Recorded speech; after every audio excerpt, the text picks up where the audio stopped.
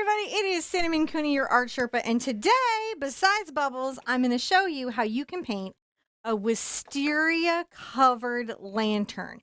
It's a really gorgeous architectural piece, and I think you're going to love it. I'm going to show you step by step. I'm going to explain the techniques. I'm going to show you every part of the process. If you check the description below, you will see the materials listed down there and also a link to our website. On our website, we have resources like step-by-steps and traceables and other media materials just to make your experience easier as you're creating this for yourself. On the mic is my husband, John. Hey, guys. He keeps me going by bringing me coffee and also a very important job, which is to switch between all of our multicams, zoom in on the action, make sure you see everything I'm doing. He tries to catch questions during the live shows. So if you have a question, put your question all in caps, and either the moderators will give you the link to an answer because we might already have had that, or John might ask it on the show. Are you guys ready to just jump on in? Absolutely. Okay. So, materials, a little bit different here. Now, on the website is this reference, and the reference is gridded and it's numbered. So you see it goes number 1 through 11 and 1 through 14. And to do this project, you want to paint your entire canvas black. I painted mine black. Actually, just with this Mars Black from Sunlier Abstract, I just painted all black, one coat. I wanted to start with a deep canvas. Then you're going to take a tool called a T-square, and you come along your surface, and with a piece of chalk or chalk pencil, you make a mark every inch. When you have those marks in, you use your T-square to create a grid on the surface of your canvas. Now, once that grid is made, you can do some very important stuff. And I left a teeny little bit to sort of show you what I'm talking about. So when you have a grid, you can use that grid to help you simplify complicated structures and drawings for your paintings. And it can be really overwhelming on something that's like kind of in a strange perspective, or it's turned a little bit and there's a lot going on. This can be the anchor that you use to get through. So over here in the grid, which is down in areas 12, 13, 14, and across 6 and 7 top, I can use these numbers to locate the spot that my stuff needs to go. And so like say I'm trying to put in this little line here on 12, I just look at what my reference says on 12 and I just duplicate that. I don't have to draw the whole lantern. I draw a small portion of the lantern. And then using that, it's a lot easier to put in things like complex details that I might want to have, right? Because we have all these little complex details on this amazing lantern. And I've got to tell you, with painting in general, it's not that important always to be exactly perfect, but stuff like this, it can be nice to have things that you can anchor to. So that when you're doing these little designs, like in a lantern that's very ornate, you've got the, hey baby, is that you? Oh, okay. I was just like talking to the camera. Oh, okay. Oh, no. Did I do that to you? That was entirely my fault. He has a gridded reference image. Yep. The reference image is on my computer. Yeah. We'll have to get that. I'm so sorry. That's okay. But you can print out your reference image at home. I usually provide a digital one for John so you can do picture in picture, but we'll work that out as we go. We'll get it. Because I think it's more important.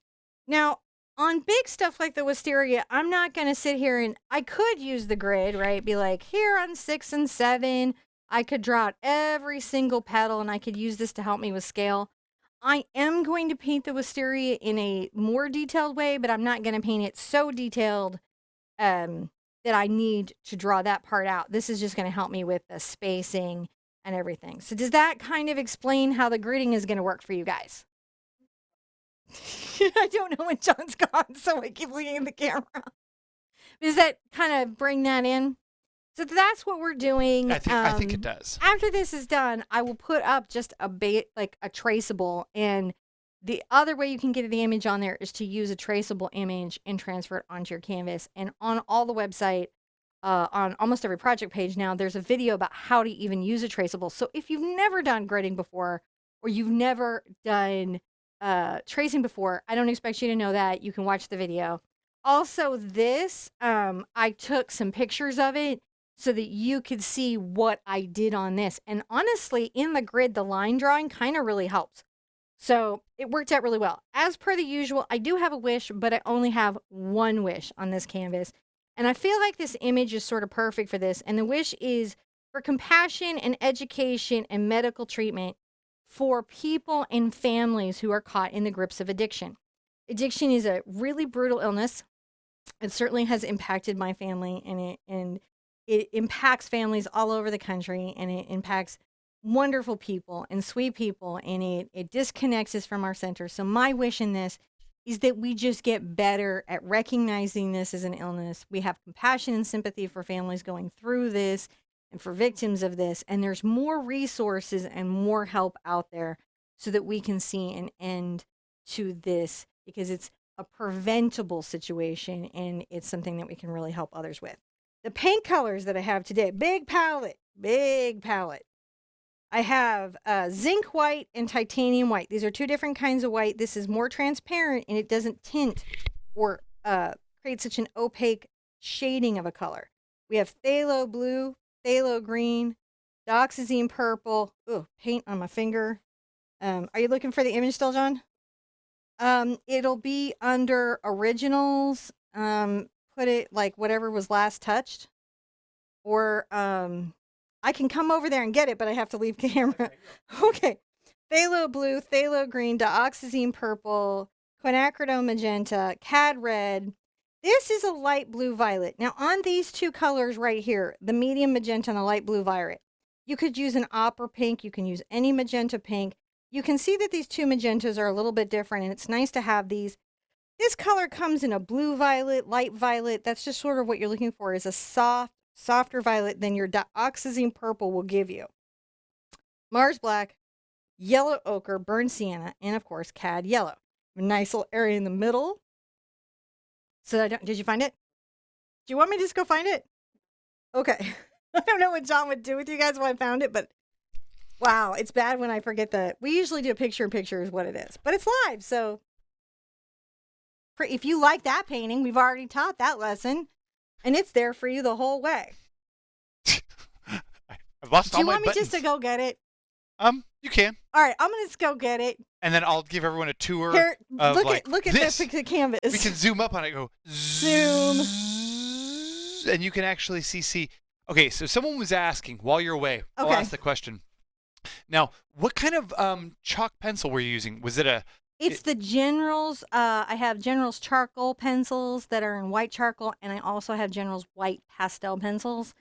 And I like the white pastel pencils because they're very soft. Yeah. You have to be super careful, though, when you use these, that you don't press too hard into the canvas, because if you press too hard into the canvas, or when the paint is super warm, it can create dents that are more challenging and more difficult for you to erase. I am opening my recent file.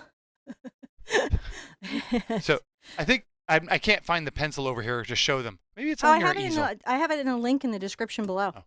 I thought you may have left it on the easel over here somewhere. I have two. I can show them in a second. I wish I left it on the easel, but I didn't. And I try to keep these in the description below.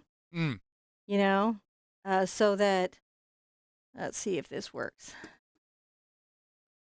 Give me just 2 seconds. Of course. And it's okay. This is one of those things where I wish sometimes I had like one of those little live sequences. I just closed Skype. This is the worst. That's okay. Welcome to my live Don't even show worry about this. No, I'm so close. I'm not walking away. Oh, now really? The tech has started. I feel like me. I have to like swish back. See, I can do funny transitions. I can go. Can you do that? I'm so sorry, guys. I know that is not. Cube, zoom, zoop. There you go, John. How's that for an image? It went over in Skype. Is that okay? That's totally fine. But see, sorry. I feel like I'm giving people a tour. Are they still there? Oh, they're still here. Okay, I can't believe nobody left. That's just ridiculous. There she is. There I am. Hey, I can walk around the studio. So people are like, is this live? This is definitely live. Let's bubble that. Let's bubble that we didn't have our reference photo and things were already wrong. And you know what we're going to do about that? We're just going to keep painting because stuff happens when you're painting. That's a thing that being an artist teaches you is like things happen. You just keep going. They definitely thought this was funny. This was, well, hello, this is Welcome to the live show where we don't have it together. Well, it's a Wednesday morning. It is certainly a Wednesday morning. I'm going to put this to the side because I have my other reference, and John now has picture-in-picture. I do? Oh, maybe. I'll have to get it loaded, but I'll have it there. So on this piece, when you're trying to decide how to paint something like this, and this is a super complicated piece, you're going to want to, just like we use the grid to simplify our painting, we're going to want to simplify how we paint it. We're going to want to take it in smaller bits, Yes, you could come here and just start painting hyper-realistically through and then very slowly over the period of about 150 hours, fill the whole piece in, and that is a way to do it. But the painterly way is to sort of break a painting down and look at what is most distant on the surface, what is layering in the back, what comes up in the middle ground, and what is in the foreground, and start to break your image down like that. And so I want to do my nice diffused background image on this piece. But I also kind of want to, at this point, to kind of erase the grid. So see, you can use a wet brush and scrub it. It leaves a little bit of that. Here's one of these generals, right? But the other trick to that I sometimes do when I want to kind of erase a bunch of grid that I don't need everywhere, because like the rest is background, object placement is not such a specific thing. In the lantern, it's architectural. It has very distinct lines, much like cars and other objects. Putting that wish out there into the universe. And that's the other reason this black is kind of nice as a background, because it lets you get back to where you started, doesn't it? And you can really get it cleaned up and get this black back. So doing that. And again, all those resources for free on the website. Just make an account. Doesn't cost anything. You can get to all the stuff. So I don't even think you need an account to get to anything that we have on the website right now like that. Just the good fun stuff. You need an account for the good fun stuff. Come over here and kind of remove some of this. And you can see the black paint does a nice job of being sort of a impromptu eraser. Yeah. Because it overwhelms the pastel pigment that I have on there completely. Therefore giving me a good fresh, what is it? Fresh canvas, clean slate. I'm going around my wonderful little wood branches. And again, got a picture of this in its grid state for you guys, so you won't have any trouble doing that.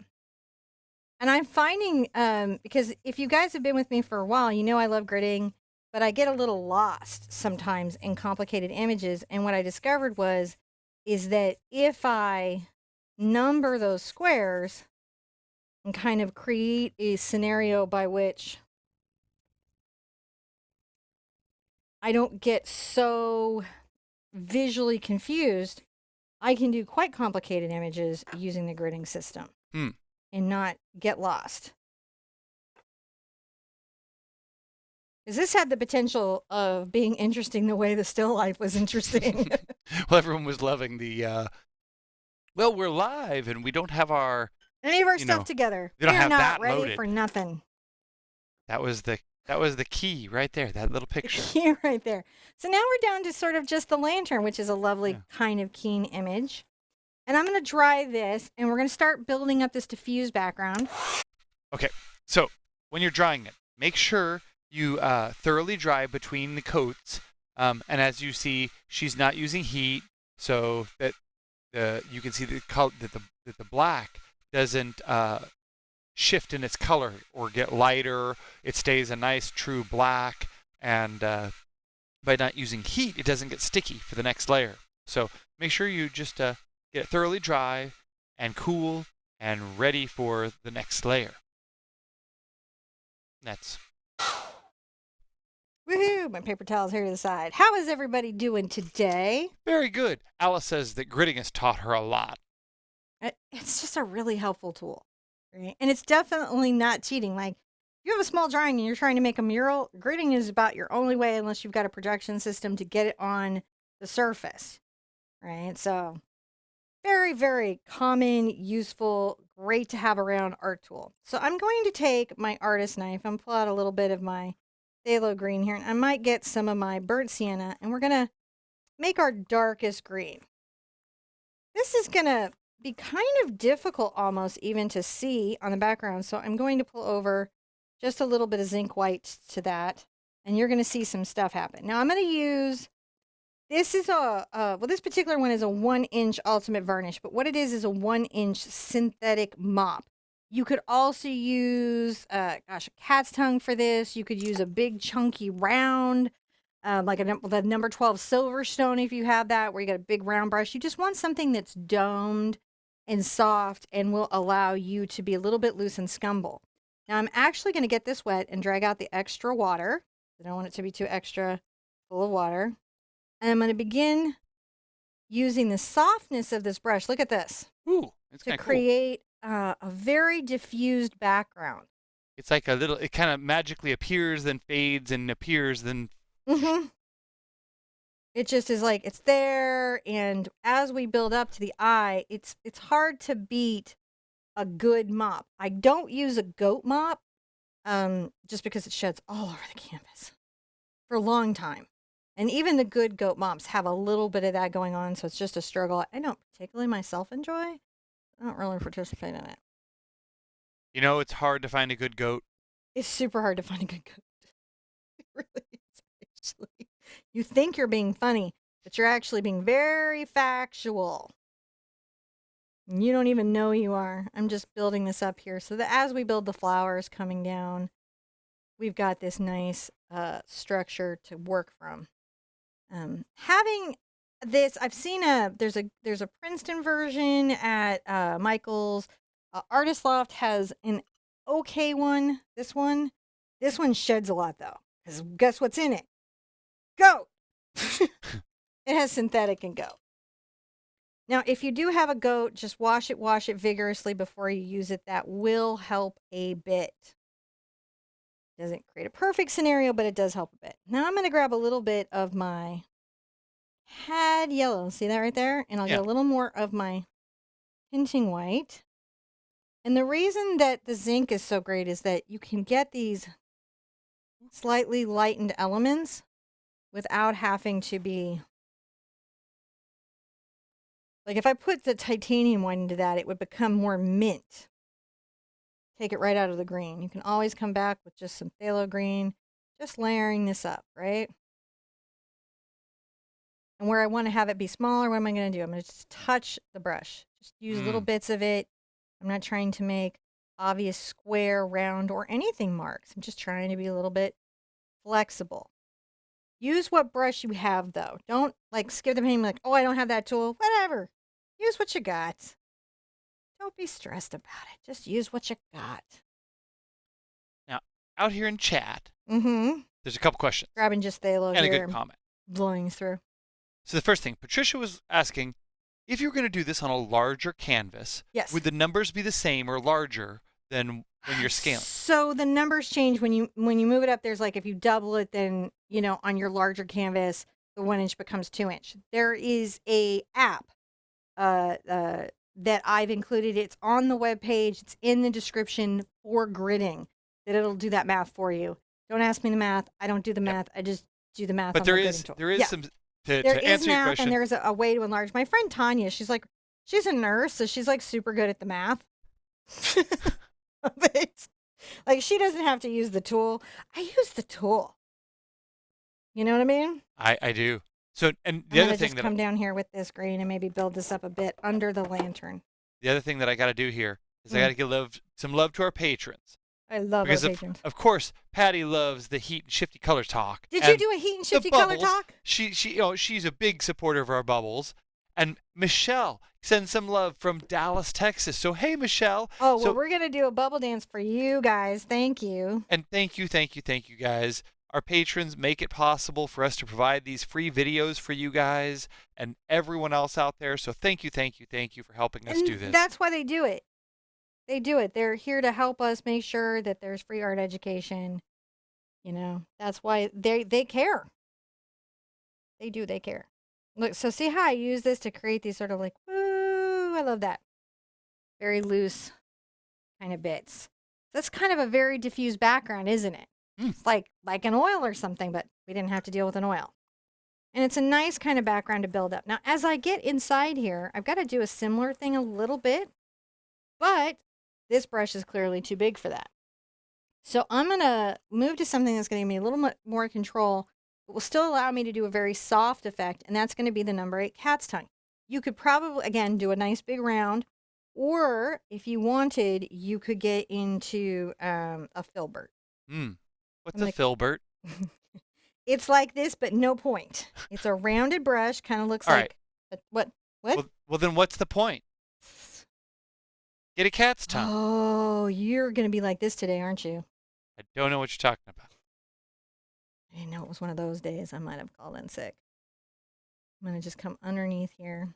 You can see I'm just continuing that diffused feeling, but I'm being a little more specific about it here, so that when we put branches or flowers falling behind the lantern, it feels like an integrated part of the whole.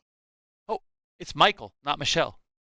Michael, thank you. I think, unless I also missed that, and it's some other M pronunciation as it scrolled by that I missed. Did you miss? Like I forgot some of my Michaud. designs. I'm going to throw them in real quick, just so I remember where they are. You can always do that. Throw in a little bit of design. You know, that's what you do.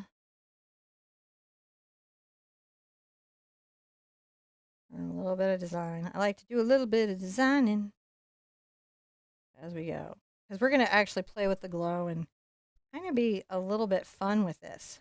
Art high fives to all of the folks out there who I mispronounce or get your name wrong. And that's going to happen because John is, well, John. And he do it. John do what a John do. I do my best, which is often about just a little short. So you can see what I'm doing here is I've got dark values of green, light values of green, and I will come and get different pigments. And what I'm trying to do is create a diffused visual kind of space. And it's true we're going to be doing that on the lantern too, but for right now, I'm going to wait because I want to really treat the glass a particular way. You can always soften with just a damp brush if you need to. Soften what you've got. Come back in and add a little focal point of something. And there we go. Let's bubble and sip our coffee. As we background, we did it. We got some crazy little diffused background in. Thank you guys so much. Appreciate everything. And also, I love having a bubble machine. 6 snowflakes. Yeah, no. Here's a I love it out psychotic here. pink today. I'm not going to change it. We've got a, everyone's totally understanding they appreciate the bubbles. They appreciate that I can't pronounce, like even, what is it? Bill, even that name's a little confusing sometimes. So, you got to work them out. You are a big goof. I'm going to grab a number 4 round. Big goof. From my Art Sherpa line. This is a number 4 round Art Sherpa brush. And I'm going to get a little bit of my brown.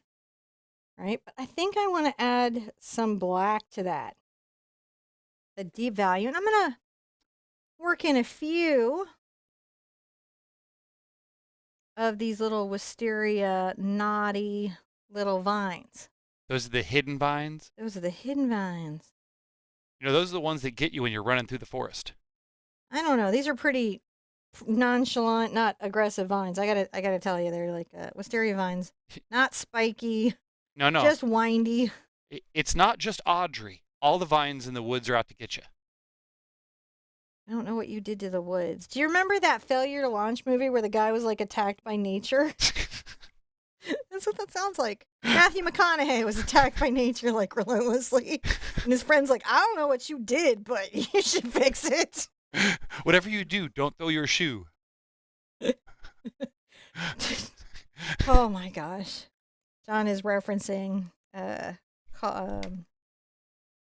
don't know. There was some movie. The Wild. I think Somebody it's The Wild about a girl who went into the she walked a trail. Yeah. And she threw her shoe, and the Boy Scout and John had a heart attack. He was like, "What? Don't throw your shoe. You need. Don't. Now you have two Her not shoes." transformational journey was just not. Yes, he was like, "Now you just have no shoes. I don't understand what you're doing. This is why you're in the woods, because you don't understand these basic problems." I just like to bring these here. Little interesting vines are always kind of fun to put in. And this first dark color just lets us sort of set up and create objects that help the viewer know, oh, this is a natural object. So when I get that in with the burnt sienna and the black, I can start to come into my yellow ochre. Mm. Who doesn't like that, right? Oh, nice. But now the mix here, I had the black in there, right? So it was the burnt sienna, a little bit of black. I'm adding the yellow ochre. So it's not just a pure kind of clean moment, is it? And I'm going to wiggle this brush up and down, creating a rough. Which one is that? This is the number 4 round. And it creates it's a round. Yeah.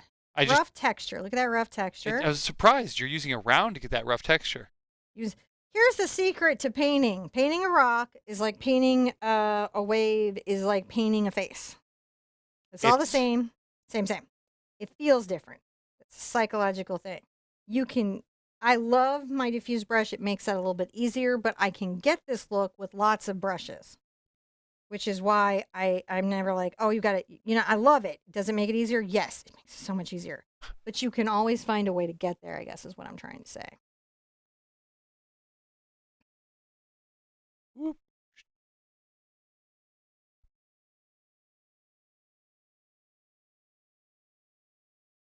Just getting this roughed up little texture going. Roughed up. You're like keeping me busy today with this camera. Am I? Yeah, you're like, because in order to see it, like I have to zoom in because Let me get some of my burnt sienna. You've talked about this a lot, is that it's very easy to hide certain things because the camera doesn't get up and show you the up close brushstrokes. Like here, right. You can really see some of the impasto paint getting laid down and how those brushstrokes are very loose. They are. But as you back up on it, they all sort of blend together and look much smoother as a sort of composite image. It's important to stand back from your work periodically and take it in and, think about it in those terms. I just like to add a little bit of the burnt sienna. It's such a bright pigment. You don't think of it as bright because it's a brown, but it's actually quite red. It used to be red in people's palettes. Like they used to treat it like a red because it was probably one of the more stable reddish colors. In certain areas of the world, the sienna is very red. Mm. Some of the sienna around the world is sacred. Sacred sienna. That's kind of sienna. Cool. Sacred ochre, sacred sienna. And wars have been fought over it, and people have died, been murdered for the sienna. Not the Toyota Sienna. I'm going to take a little bit of my titanium white and a little bit of my cad yellow into the burnt sienna. I'm just going to make kind of a lighter color here. And let's dapple some light a few places.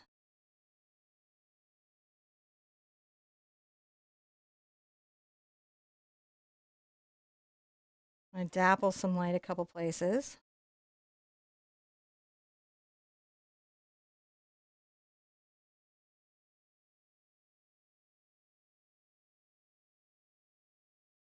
A little bit of dappled light is always fun. If I need to help my background pop, I can take my yellow and a little bit of my green.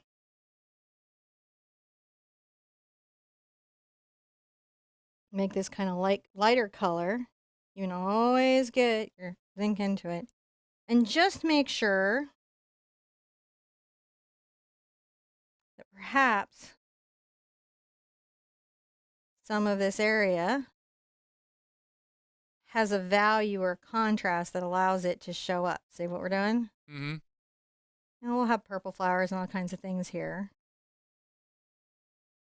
It's a good habit to get in and go, can I see my object as well as I need to? And you can always come in and say, you know, I'm going to just pop this object by creating a lighter or darker value that helps it highlight.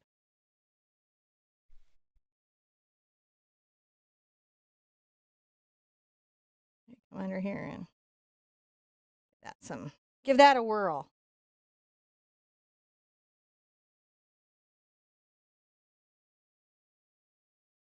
Just enjoy the painting.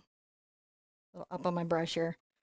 Technically correctly, I'd be back here just going, oh, what are you? Oh, I put you a little spot of paint here and be thoughtful. See, what's funny is that if I look at the left-hand camera, you can't see that you lean back that far. But when I go out to the right camera, you can. You're like, far out from that. So how's that looking, guys? Are you good there? I am going to take a picture. It's far out, man. It's far out, man. Pretty cool. Actually, the highlights, I'm going to zoom in on the highlights because the highlights really make it pop. And when you get in on them, they don't, I mean, as you get closer to the surface, you can see it doesn't look neat and tidy. Does it? And the brush strokes are not opaque. The surface bleeds through, those layers underneath really build upon each other to get that image to show up. So and as you zoom out, you'll see that it just sort of comes together. It's kind of crazy and critical and important, isn't it?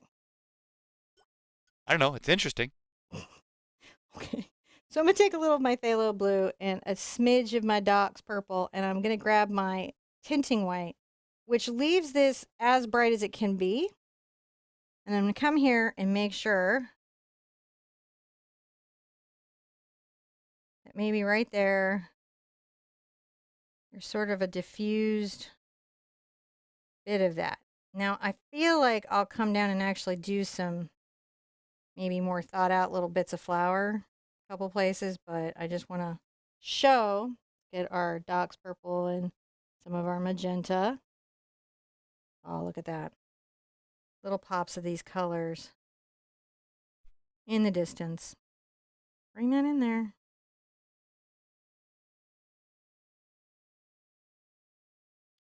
And you can take that up here. See how we're just doing a little kiss of color there. And my brush, look, it's like lots of different paint on it. And so sometimes when you watch a painter, it almost feels like it's magic, doesn't it? You're like, where did that come from? Generally, it comes from the fact that the artist has a lot of pigment on their brush,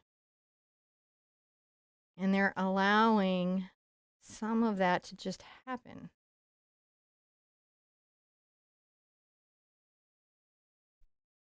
What's going on? Enjoying touching that down there. How totally pleasant it is. What is it you've got I on need your to shirt put some today? of this up there. What? What's on your little shirt today? That's so cute. Everyone was like, what is your shirt? Torrid! Oh, it's very cute. I like it. They're new. They just got them in. I remember now when I was there. I was like, oh, that is cute. You should get that for the show. I don't and you think were like, particularly. yes, I'm going to please. put out a little more tinting white. I just want a couple spots of it so I can really work it. Tint white, zinc white, either is fine. And put out a little of my purple and some pink, maybe some of that. Because I want some of the color. I just don't want maybe still a little darker. I want this to be a dark, very also diffused layer. Those look like little smudges of purple. They should look like little smudges of purple, like we have little smudges of green. Oh, that's true. That's that sort of misty background effect. We're trying to, get some misty background here, just a couple places. We will be coming over this with so much distinctive color, right? But we still want to have, especially through here, kind of an implication of a depth of these particular flowers. And that layering of diffused purple is helpful. I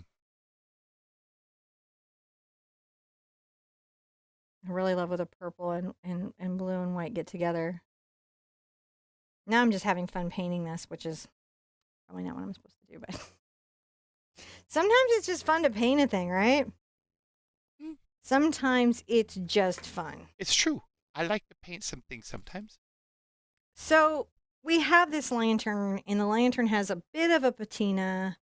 I need to paint it in, and I need to kind of block in some of the values. So it's going to be an interesting thing because I'm going to be working a bunch. I'm going to grab a bright, and I'm going to get a bright because it's going to give me crisp lines, and I want crisp lines.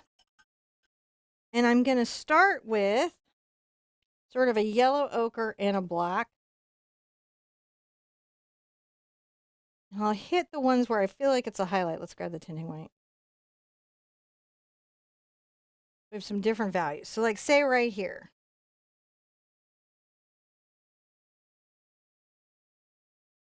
Maybe a little highlight coming down here.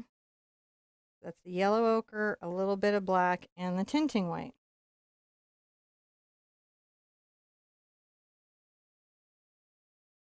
Now, if you wanted to keep the crispest crisp lines, you might consider, right? You might consider, I'm gonna get some yellow ochre. Maybe even, painting some of it.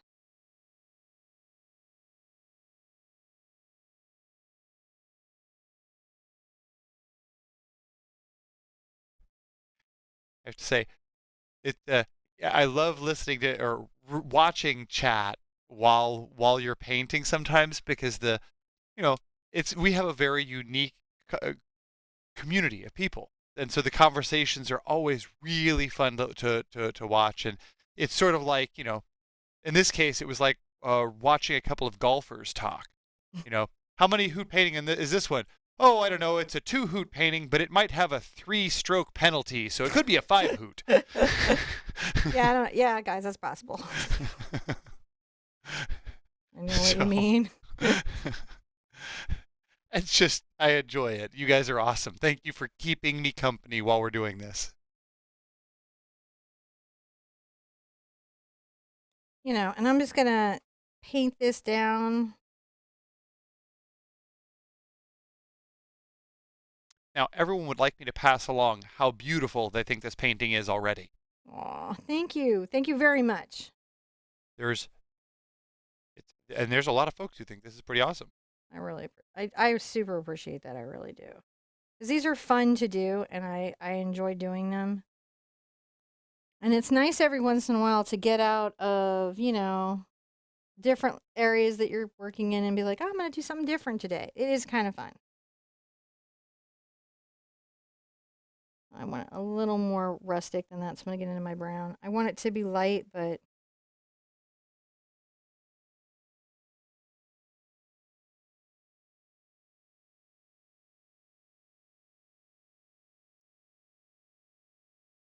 trying to paint around my little design here. And you can see I'm not too worried about it. I just want to go, okay, it's a lighter value here and has some darker value there. You can always get into your number 4 round where you want to have, more detail control. And that's always fine to do.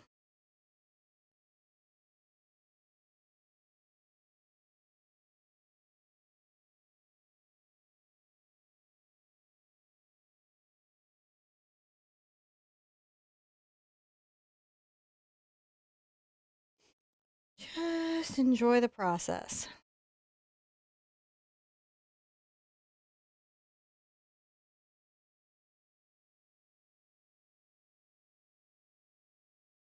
And you're going to come back with like black and work out some of these deep values, like where some of the keyholes are not glowing.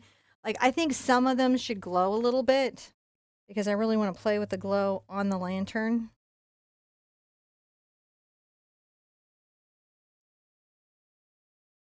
And you can see I'm just quickly and not too tidily painting around the areas. Just blazing them in. Yeah, you got to get them in.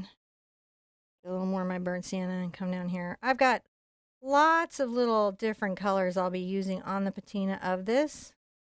The patina is the kind of oxidization, the finish of time that happens on stone and metal and different objects. You can fake a patina by applying certain chemicals to metals, Copper's certainly one that often gets done. I don't know if that fakes it so much as speeds it.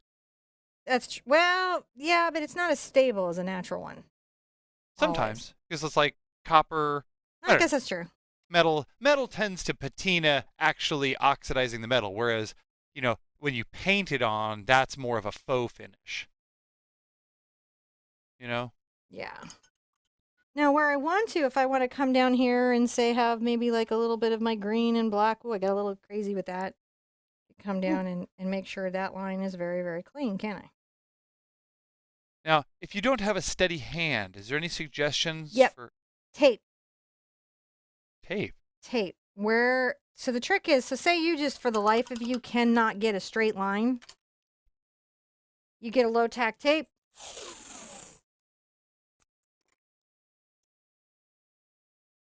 Tape your line. On the outside edge, line the tape up.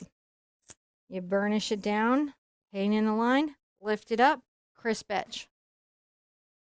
You can have very shaky hands and still have crisp lines if you invest in some artist tape or low tack tape. Yeah. That's a handy skill. Thing to know.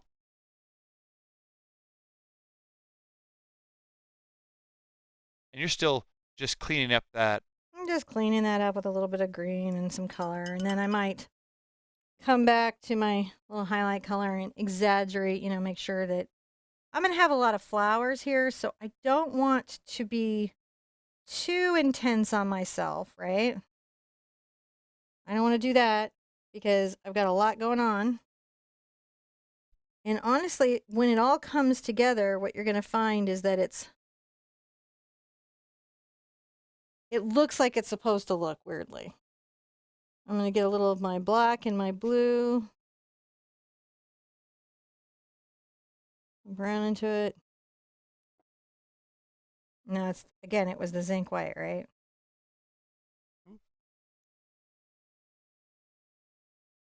Tinting white. This is the foreshortened bit. And since I have that there where it's foreshortened, I'm going to come over here and let this be foreshortened. Foreshortened, that's the wrong word. In perspective. Little black and green.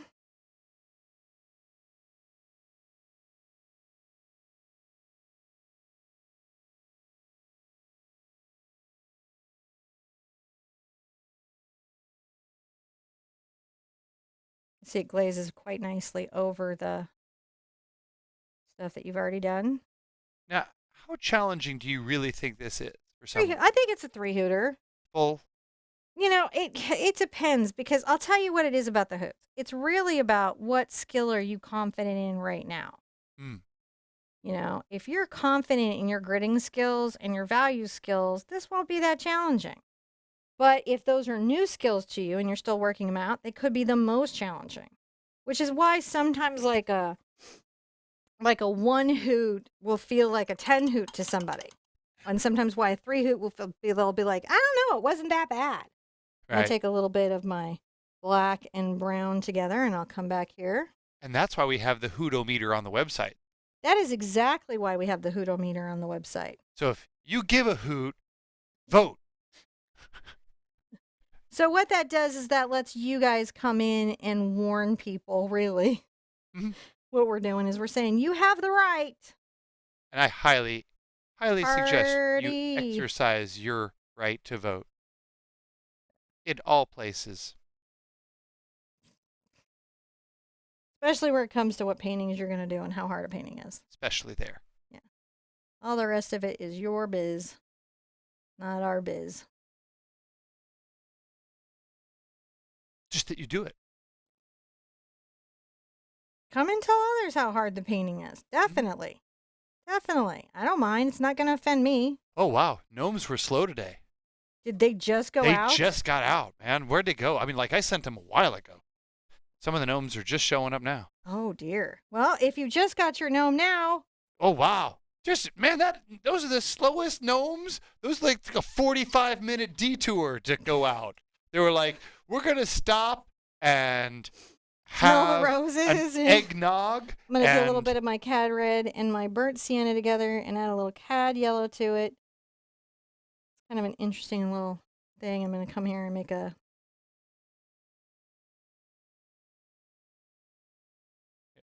everyone's gnomes just showed up now. I'm gonna go complain to the gnome department and be like, guys, this is not cool. Like, I asked you guys to go like 45 minutes ago, and you hung around. Maybe they're on a gnome break. They're drinking eggnog and play an art game, and They're I'm on like, a gnome break. Give the gnomes a break. They're doing their thing. I'm going to take a little black and a little burnt sienna. I'm going to come here and kind of exaggerate the...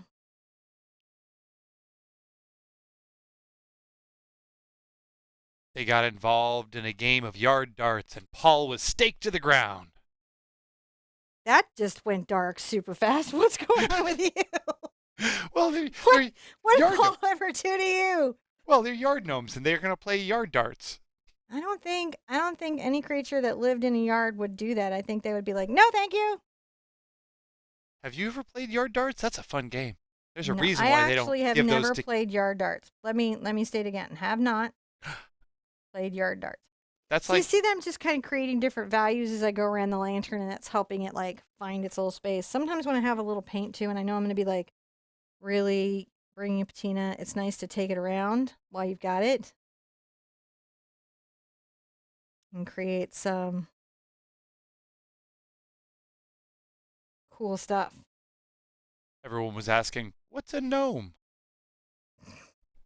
Well, that's not good. That's a reasonable thing. Like, what's a gnomification? Well, can you explain it? I can. I even have a graphic to help. So Wonderful. why don't you finish doing what you're doing first? Though? I want a sip of coffee. Actually, I you? want a whole fresh cup of coffee, but I'll do a sip. I could do a fresh cup of coffee for you. Can you? It could. So do you have a question? Do I have a question that I can answer? Oh, this is looking really good. It's What you like could got do- that nice photographic feel, but it's like not, but it is, but it's like not. And I haven't even shown you what to do with the monogram liner. Explain We're that. going to be here for a minute, but we're going to do a painting that when you put it on your wall, people are going to be like, oh, it spoke to my soul. And I'm going to be like, yeah, it did. Do you need my cup, babe? Oh, all right. So we have this thing. Sometimes YouTube sends out notifications. Sometimes it doesn't. Basically how that works. So say you come to my channel and you subscribe. And yes, please subscribe. Subscribe. And then when you subscribe, you have more steps. Guess what? Because YouTube made more steps. So now you got to ring a bell.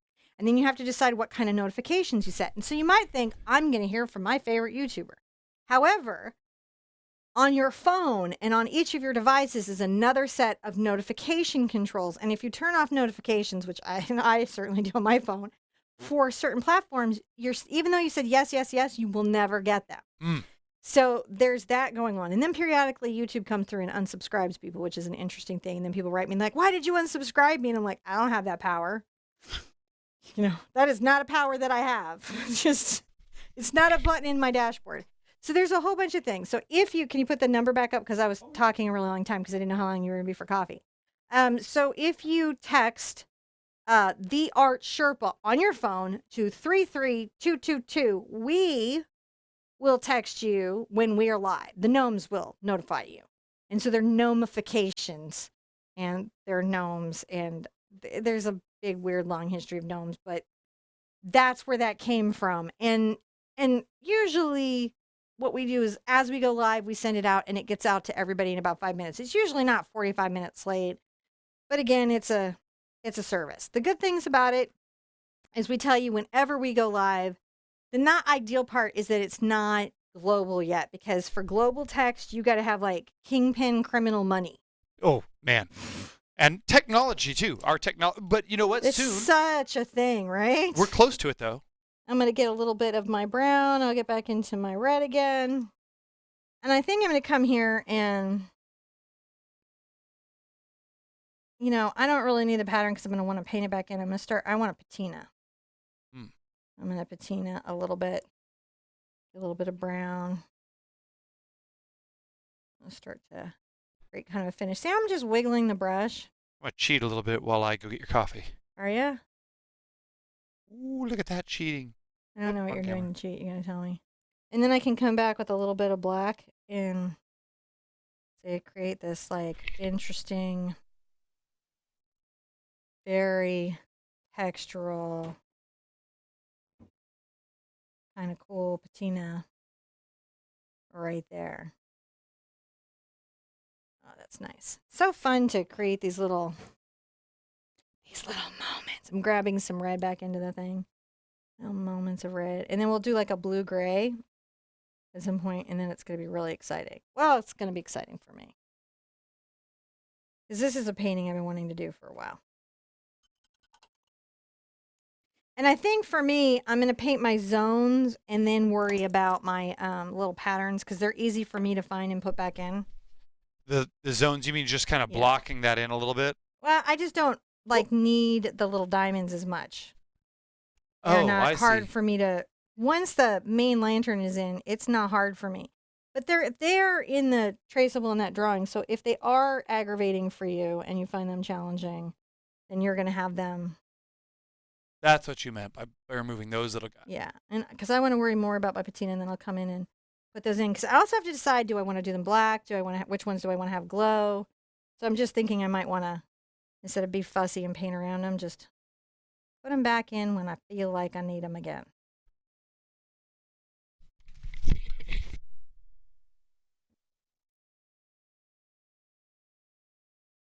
Because they're easy to put back with a little bit of fluid black paint.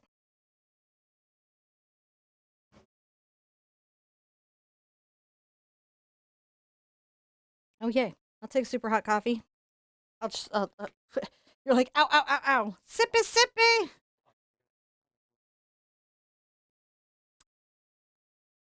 We'll say hi to everybody. Sippy, sippy. So what I'm talking about is like, when you have something that's an ornate detail, if those details are hard for you to keep track, hold those lines there. Hold that visual information, right? Those are like little signposts. But if you're like, dude, I can get that back in 2 seconds, go ahead and put them back in. Like, lean into where you're comfortable. I'll do a painting and I will give you techniques and ideas, but it is okay for you to go, I'm not comfortable with that yet. That's not something I want to do. I might do this. And I'll be like, okay, I'm not going to, if you do the tutorial and you like paint it a little bit different, not like completely original painting, when you paint it a little bit different and you come into group, I'm not going to be like, oh, you did not follow my instructions as I describe. That's my best curve. That's not a good curve. All right, fine. I'm going to go back to work.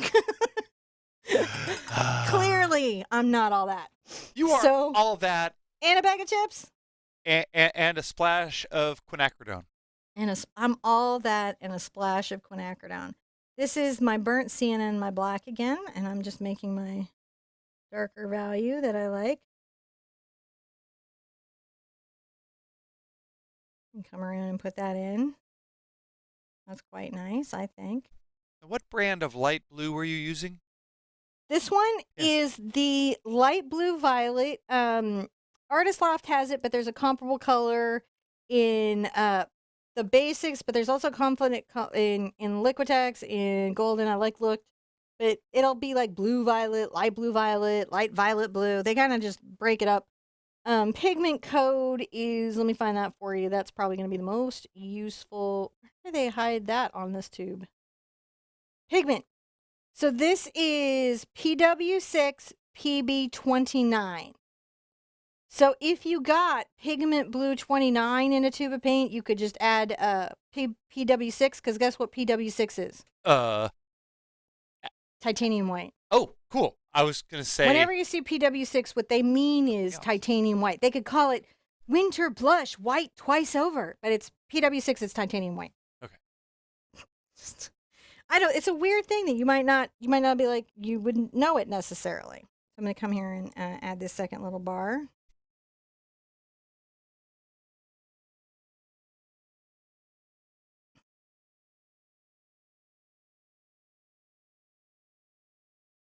I'm finding painting in the lantern today to be a titch relaxing for me. Yeah? Yeah.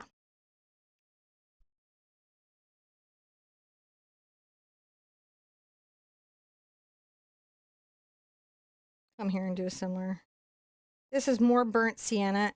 And you'll notice sometimes when I'm kind of creating these zones, I give myself little value shifts so that it's easy for me to know which ones they are. This is a number 6 bright ruby satin. It's a very crisp brush, and it very much is nice to acrylic paint. If you need an even sharper edge, you can do the Art Sherpa brushes because they have an even sharper edge.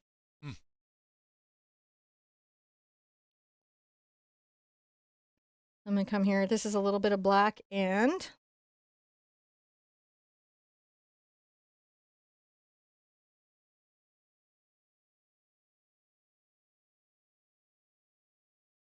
just a nice relaxing day doing this painting. Taking some time, enjoying the world, right?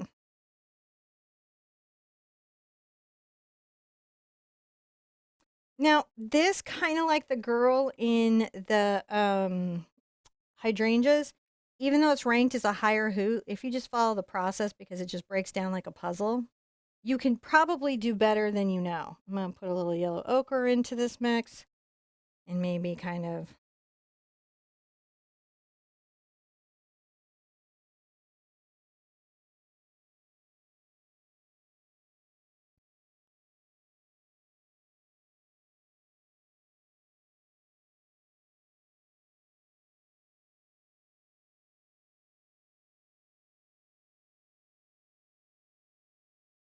just making sure all my little ends are crispy.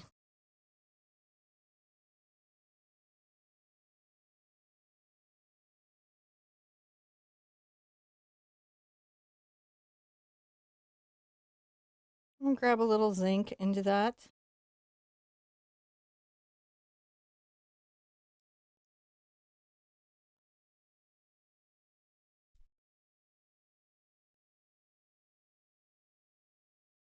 Sweep that up there because, again, I'm going to put those little diamonds back in later.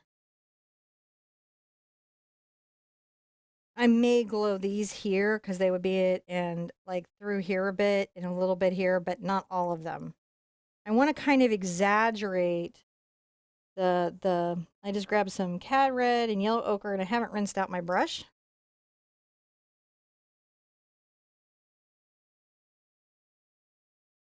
And I'm just painting this little turn here where I'm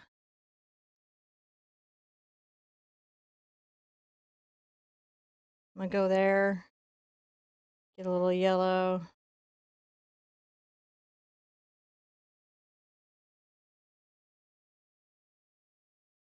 There we go. Right here.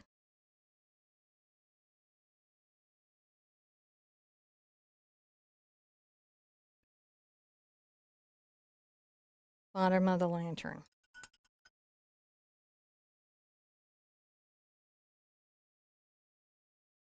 I'm going to try to make sure that the highlights that I have here line up with that particular line, and then I'll make sure that the highlights that I have here line up with this. You see what I'm doing? Oh, let me get over there. You jumped around on me. Right. I see it. You just want to make sure that those things are good. And then if you need to clean up your bottom line, you just get a little of your green and black.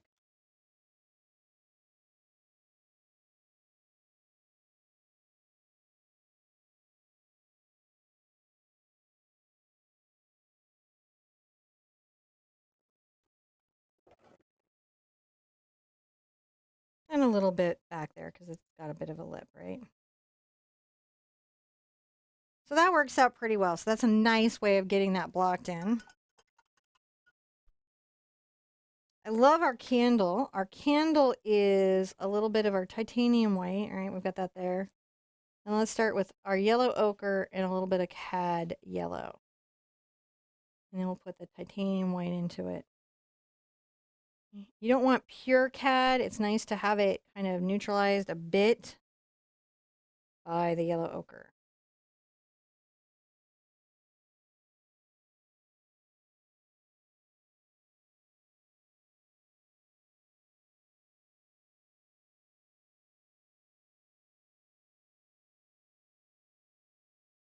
I'm going to come here to the pillar and we'll just kind of bring that around.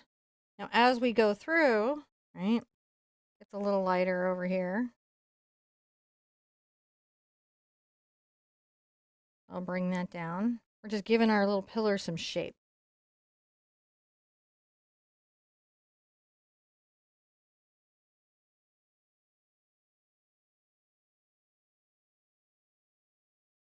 And I might get a bit of the red into that and a little more yellow. And just come on the back side of this candle to finish the ellipse. I'll make that ellipse tidier. I'll work a few things out on that. I just want that worked in there. I'm going to take a little bit of my blue and maybe some of my green and a smidge of my black. Grab some of that. And I'm going to come here to this votive.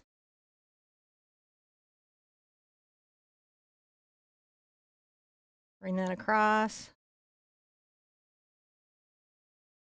Let's bring this down.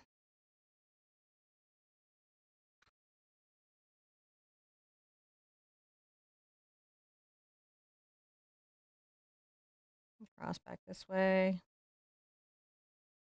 They're And a little oohing bit over right your here. necklace in chat over here. Huh? They're oohing over your necklace. Oh. Is that something you made? This was actually made by an artist here in Houston whose name I'm super sorry I don't remember. Maybe it's on the back. And it was sold at a gallery called the Purple Elephant, which isn't there anymore. And I have it. Something you So like it's a a lot. handmade piece. Yeah. And I'm really sorry I don't remember the artist's name because I would tell you. I'm not one of those people who wouldn't tell you. You know, you're being put on the spot in a live show. Hey, who's the maker of your jewelry, yo? That's not. Oh, it's okay. I mean, but I would tell somebody if I knew. If you remembered offhand, you. I'm grabbing a little bit of my purple and my magenta. I'm going to come over to my titanium white. I'm going to come here. And let's show some of that coming down this side. Maybe a bit right here. There's a whole series of things we're going to do, but we just got to, right now, kind of work it out. And take a little bit of my green, my cad yellow.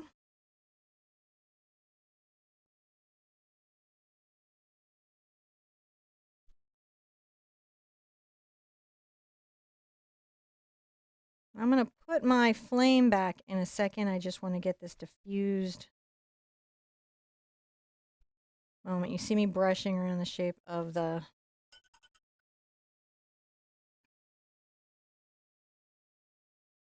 I get a little bit of my white.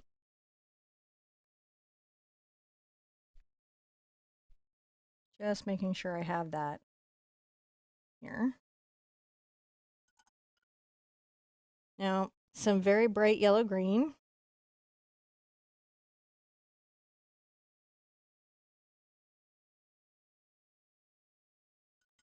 Because what happens in candles or anything glass, right, is that the world around them is reflected in them. So whatever you're doing, it's important to reflect the world. Lots of colors, lots of variants, lots of everything going on. And we'll create this. This will happen with deep highlights, deep values and highlights and all of that stuff. In glass, you're just really painting the reflections and the way it's going to break up everything. Now, I'm going to say for Ember and all of the other folks out there, if you're looking for a particular video, like, say, how to paint a waterfall, Oh, boy. If you go out to our website and you click on the video link, go to TheArtSherpa.com, click on video, and then search. Type in waterfall, and it'll pull up all the videos that we've done there. Now, one or two may not pull up because we're still getting them all linked in, but for the most part, you're going to find a ton of videos on all of the stuff out there. So you can do a search for hair, fur, flowers. There's all sorts of things that are interesting. Dragons. I don't think I've painted a manatee yet, or I've painted a water bear, but I haven't done it on the show. There are no Ewoks. No. Yet. There will never be an Ewok on my show. I don't know. Ewoks saying. Now, while I'm here, I might grab a little bit of this interesting kind of blue pigment. You could make a blue and white, and I'm going to add it there. And I'm going to get a little bit of my magenta. And you're going to see me sort of very loosely come in and add it. I'm going to add a bit of that there. It's a touch. It'll make a difference later. We care about it later. Now, here's going to be the trick. We're going to patina all of this. Huh. And then we're going to create the hard highlights and the hard shadows that are going to cause the lantern to completely start to pop from the background. But we're also going to do some interesting stuff with how we talk about the light from the candle. So I'm going to get a little bit of orange going. And I'll grab some of my brown. And right here along this edge,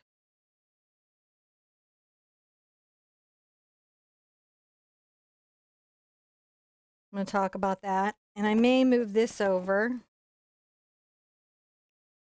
So in daylight, if you light a candle, you're not going to really see its impact of glow on anything. But as an artist, you can do something very special, which is you can show how this light is impacting all the stuff around it and making everything kind of just glow. So I'm taking, that's what I'm doing with that orange, just making sure that this part of the candle has a little bit of extra oomph.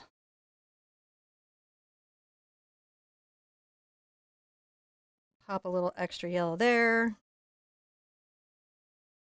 Just tapping the brush up and down, right?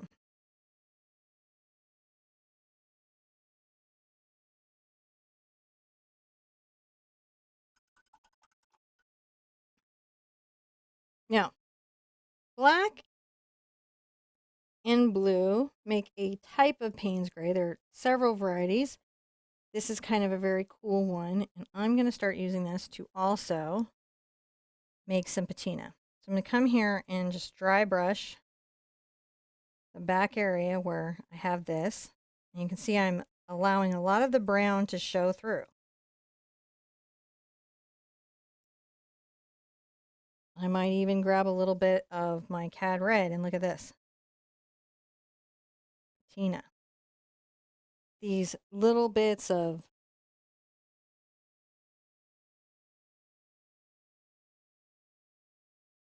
kind of aging, weathering,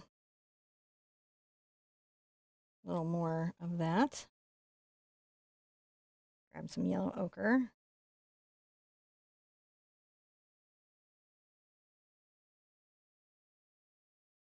Because I do want this to feel like an old metal lantern. And I think it's fun to paint old metal. See, I'm taking this gray everywhere. Mm-hmm. So what is that? That's the phthalo blue. It is the black and a little bit of the tinting white. And you can even get, like, if I'm up here on the front, maybe I get a little more yellow into that.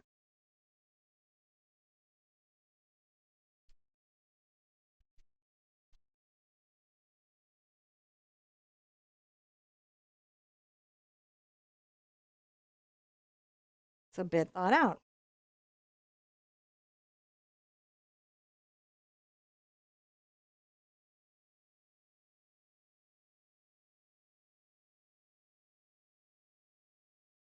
Bit like that. And I can even, but when I come to the back, I can even do this. Like, say I bring my cad red with powerful color. Add that bit of modeling to the metal.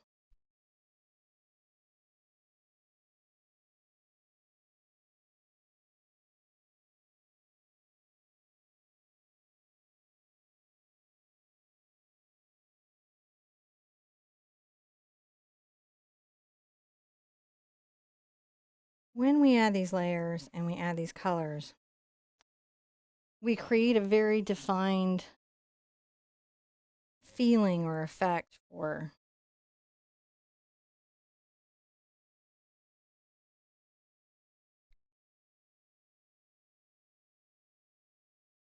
and the other thing you want to move is you want to make sure like certain parts of your candle are lighter and certain parts are darker. Now I'm going to get my round brush out. I'm going to do some cool stuff here. I'm going to go ahead and for the front of the candle, I get this very light base and make sure the front of this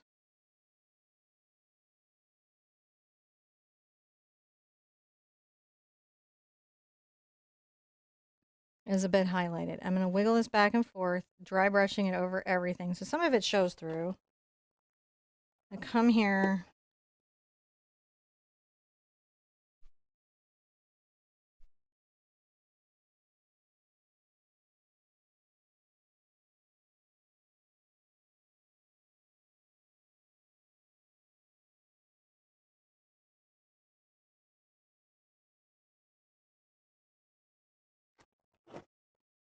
Exaggerating that. I may even exaggerate some of this. And back here, I'm going to get a little yellow. I'm going to get into my titanium white for this part.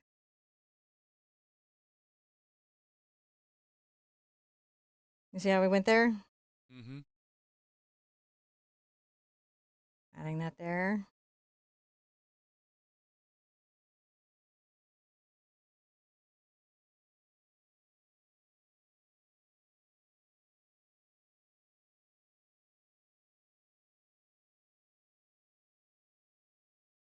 Got a little bit off my line. So I'll just get some clean water and brush it back. Towel. Sometimes I get a little off my line, and that's okay. You get off your line, you just go, oh no, I feel like being on this line. I'm enjoying this lantern.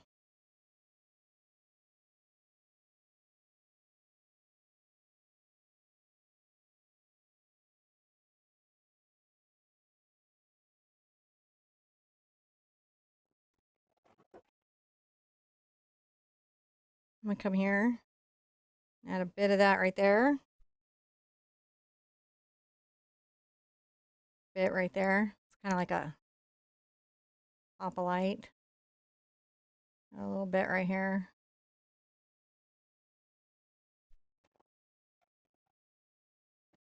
I'm down here.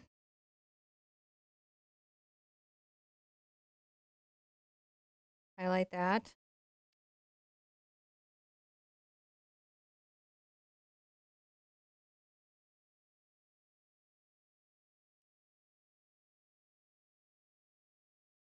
Highlight that inner lip.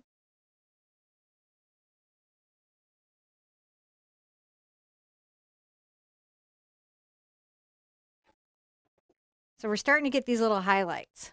And now you can see the lantern starting to have like a whole thing happening. Now, I'm going to get some black. Maybe black and blue, but for sure some, put out a little more black. And I'm going to start to put in this like dappled shadow on the front of the lantern. So Lynette was asking here, an interesting question. Did the Sherpa practice this one before doing it live? No. This one is, oh, darn it, I've been forgetting to take the step by step too.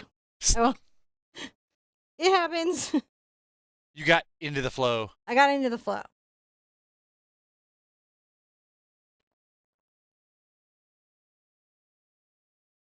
So, no, she did not pre-paint this one. Mm-mm.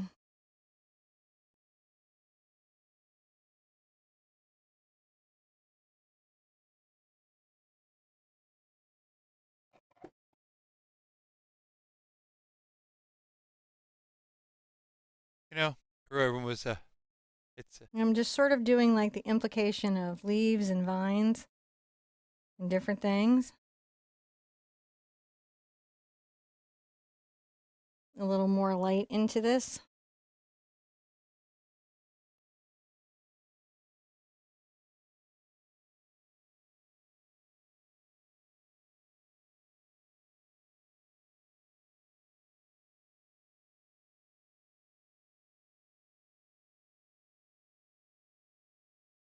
I like that a lot. So we're just saying that there's some shadows that fell.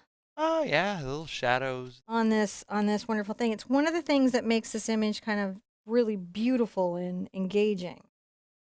And I want to leave, I'm doing quite a dark value, but I want to leave one value after that for me to kind of put in the darkest values. So I could keep working my black, but what I'm going to do is I'm going to grab my carbon black.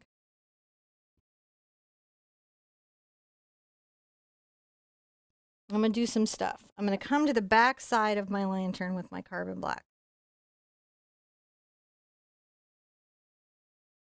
I'm going to do a fine line. Maybe coming up here, I'm going to do a fine line. And then under here,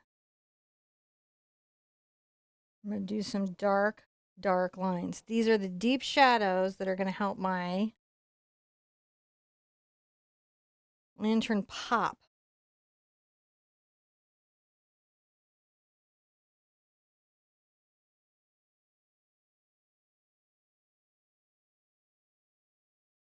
Sometimes on these things, it's as important to do the deep shadows as it is to do the highlights. Right?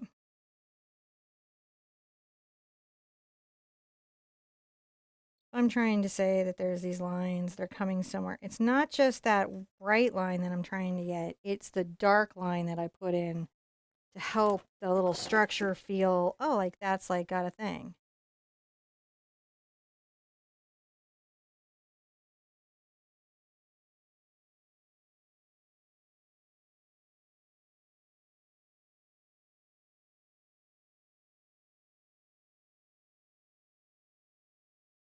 See how we're putting these little shadows down? I do. And it creates, again, another layer of whatnot. I'm going to grab my black here. And I'm going to add the slit pattern that we're seeing.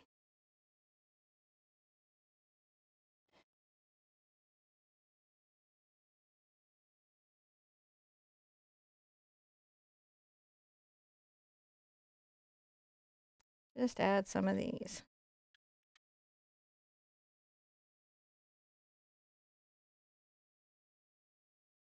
You'll take a photo of this and put this up as a reference right after the show, yeah? Oh gosh, yes. So it'll be up on the website. So if you check the link in the Here, I'll description. get a picture here so you have it at least here. So you had the one from before and you get to here, and we'll have something. So it'll be some. Well, no, I mean just like something. they just need a final reference image of what you're painting here. Oh yes, absolutely final reference of what we're painting. Tough to do without it, wouldn't it? It would be. Well, you've got the gridded one up there. Mm-hmm.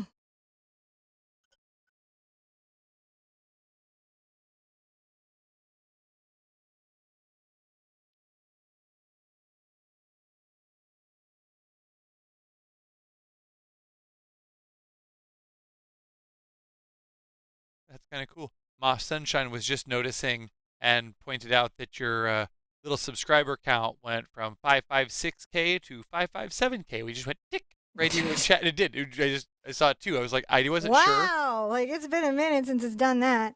Well, just live to see it. It does it. So I'm just doing these dark ones. I will highlight some of them. They'll get highlighted, but I'm going to put them in dark first. Thank you, by the way, Ma. It's cool. We don't. I do track it. It's just. I just take it as like feedback. Honestly, it's just feedback to me anymore. I like good job, not good job. Well, there's another YouTuber, Linus. Mm-hmm. Tech tips. The tech tip guy you like?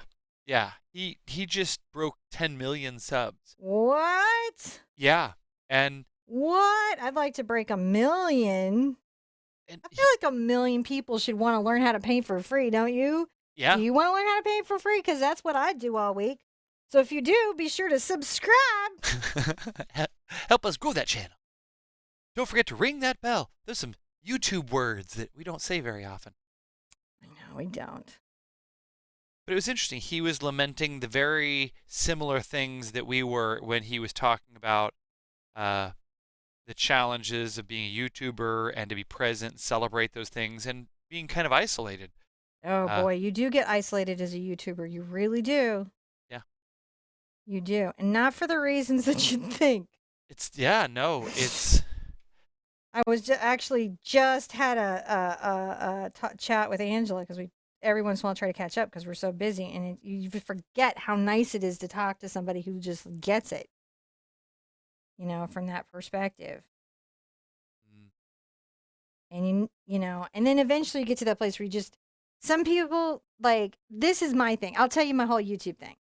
So if a YouTuber comes to my channel and leaves a comment, and they're like, I'm really trying to do this, and you probably don't have any time, but if you have any time, like, any advice you could give me, because I really like to do this. I'm going to drop, like, all kinds of links and information that help me to them.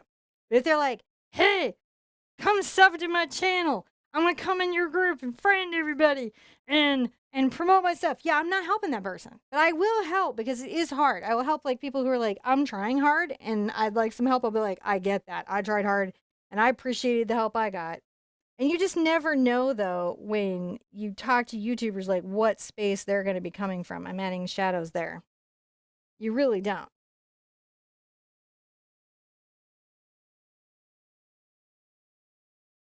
There's a shocking number of people who will believe that you don't deserve to be there. I don't even care what it is you do in life. There's always a shocking number of people that just think that others don't deserve to be where they are. Well, man, sometimes that camera's been giving me trouble. Yeah, what's been going on with it lately? New software? Do we need new software again? This company, man, they figured our stuff out. They're like, you will have a camera that your whole business depends on, but you will have to upgrade software all the time. Why am I talking like Kirk today? Got the Shatner in my blood today. You do.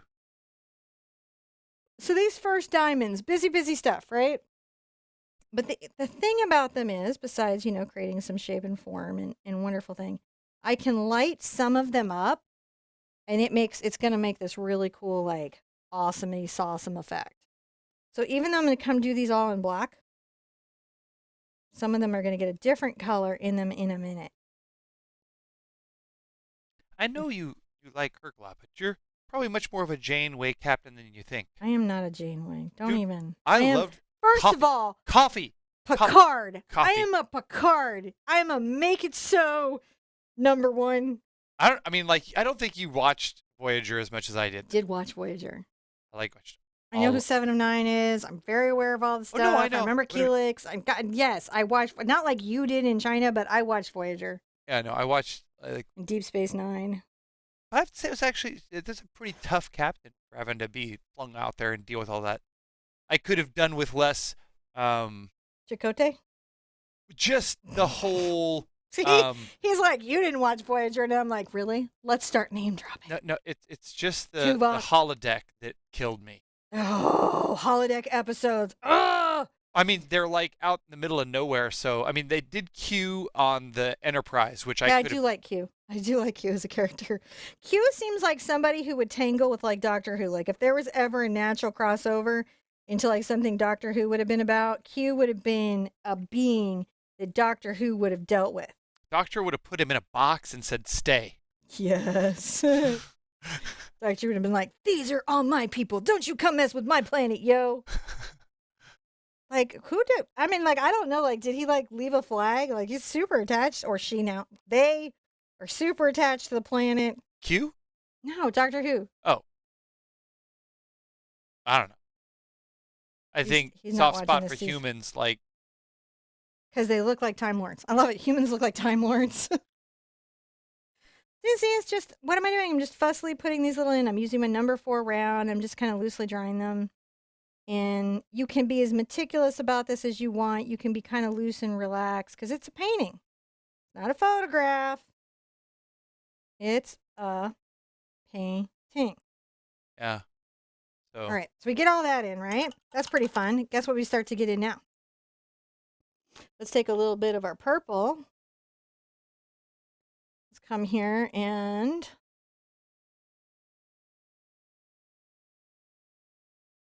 add a little purple of that. And then come here and pop a bit of the color in here and there. And what does that do? It implies that these are see-through. What?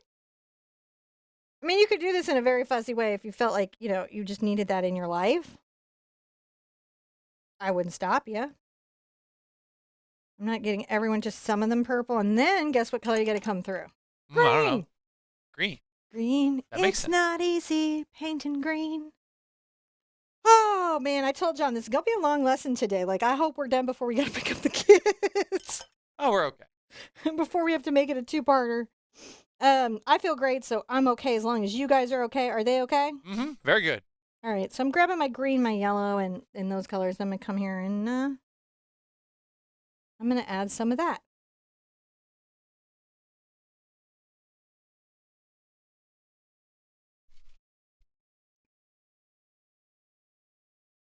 And you can see the black helps those little bits of color pop, don't they?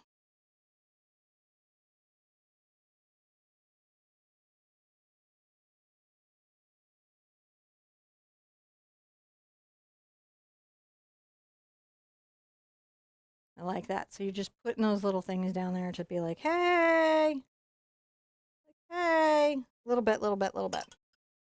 Now, do you remember the candle color? It was a little bit of yellow ochre, add yellow, and white.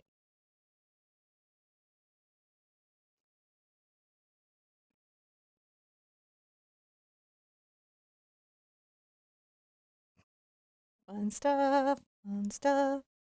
Super fun stuff.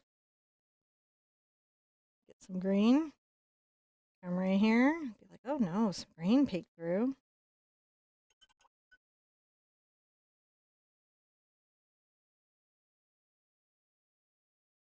No, there's this weird space down there where it's kind of got like, it is have a different color, but kind of like gray. So there you go, right? Other fun thing we can do, we can take a little bit of our CAD yellow and our CAD red.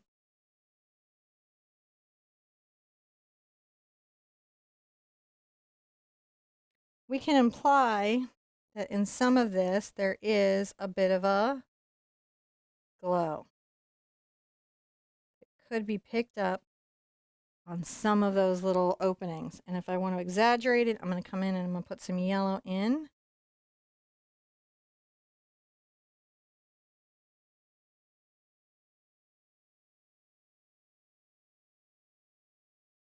Say that that has happened. All right. So do we have some glowing stuff now? I feel like we do. Back into my bright, because we've got candle, which is yellow, yellow ochre. And down here, we're going to just use that pure color.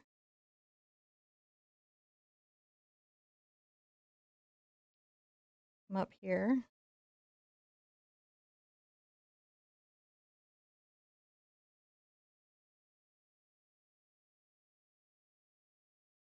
Get a little bit of, and I don't even mind that it's got a little bit of that dirty value in it because I'm like, woo! Pulling that down. I'm going to take a bit of that darker value right there. So I would kind of take that around, giving that a shape. Let's exaggerate that even more a little bit.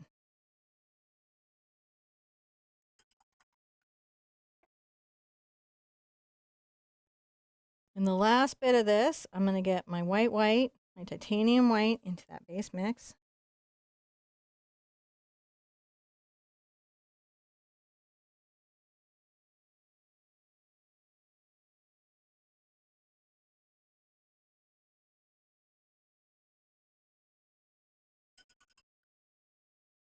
Just highlighting the candle, and the candle have its like a little moment. Does your candle have a little moment? Mine does.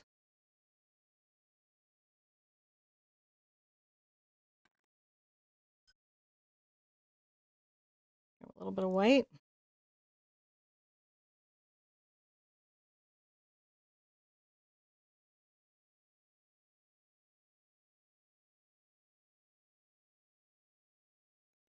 Okay, I am going to clear my palette, guys. I'm sorry. The paint is getting sticky, and I have to put out a lot every time. So it's not always my friend.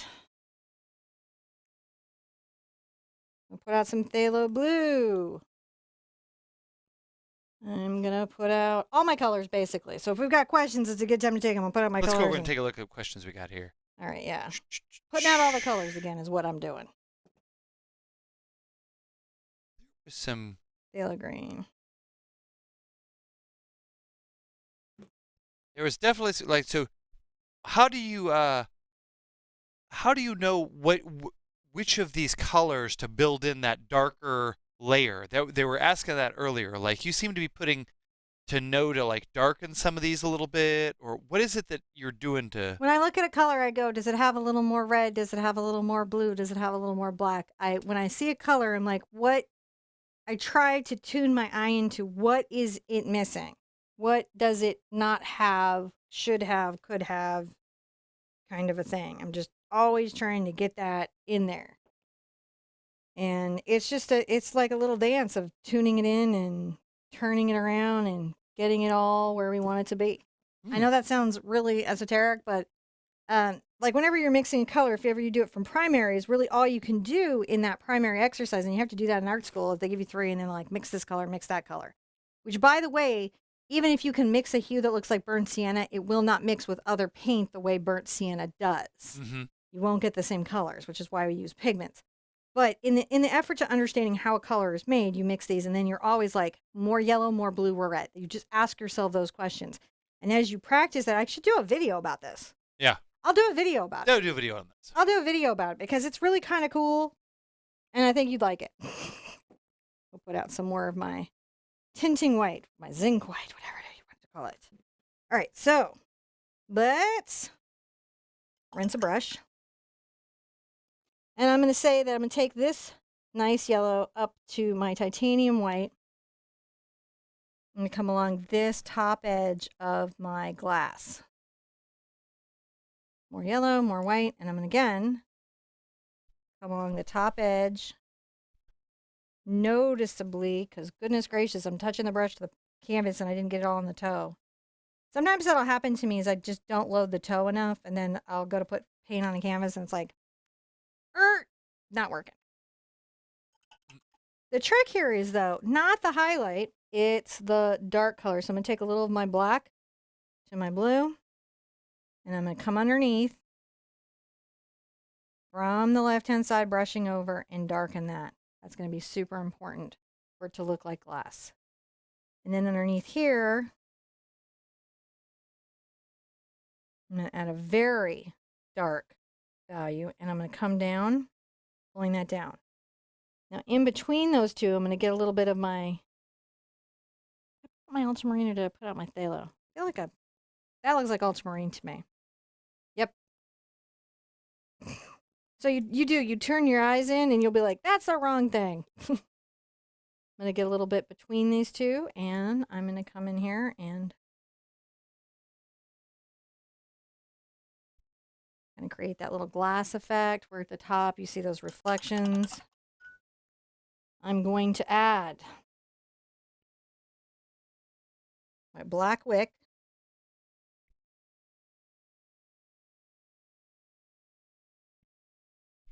Little red at the tip of the wick. Weird touch, it matters. You don't see it probably at a distance, but when you're on a painting, if you're going to paint a wick and you put in the little burn, put in the burn. You're going to be so glad you did, because that little bit at the end makes that wick look so much more real. I'm going to grab a little bit of my yellow and red. So I've got a little bit of my red into my yellow. Right? A bit of an orange biased to the yellow. Flames. When you paint a flame accurately, interestingly enough, don't touch the wick. I like to tap up and down above the wick, leaving a space. You know, don't touch the wick's dog for Don't sure. Don't ever touch that guy's dog. Seriously. Actually, man, that's the Don't Mess with Dogs video series. They may have rewritten Rule 0. They have rewritten Rule 0. All right. So now I've got that nice little glow above it, don't I? Rinsing out. I'm going to get a little more of this, and I'm going to do a couple things. I'm going to come in. I'm going to put a little bit of that color, and I want it opaque enough, so I'm going to have to thicken it enough. Okay, so there's some here, and there's some here. And I'm going to thinly kind of Go like that. So that's sort of talking about that glow on the glass. Get your white. Smidge it with yellow. So it won't be a pure white, but it's going to be pretty darn close. Mm. Come through the edge, and you're going to come up.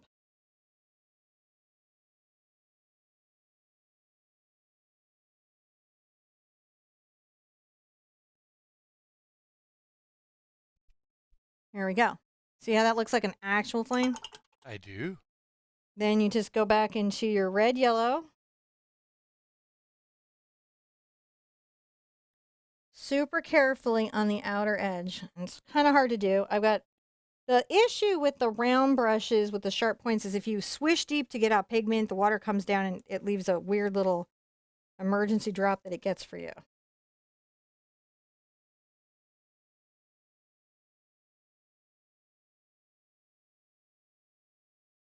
I like to make sure that that's there. Even get into some cad red if I need to. Right there. Exaggeration has never hurt anyone. There you go. Looking lovely, is it not? It really is. Patty especially thinks that the glow on that glass is looking great. So much so that you got to give her some bubbles for it. I'll give you some bubbles. I'll give you some bubbles. She's patron supporting us with Texas snowflakes. Glow on glass for action. Everyone. Look at those. See, the camera was confused by the bubbles. It's focused on the bubbles, like a cat. It goes bubbles. Close my garage door on my button. Bubbles. How is that going, guys? Looking good. I think it looks pretty good. Let's take that in. So thank you, Patty. Thank you all of you guys who help share our video, who post up on social media, who support us in the patronage and make it possible for us to do this awesome free video work that we do.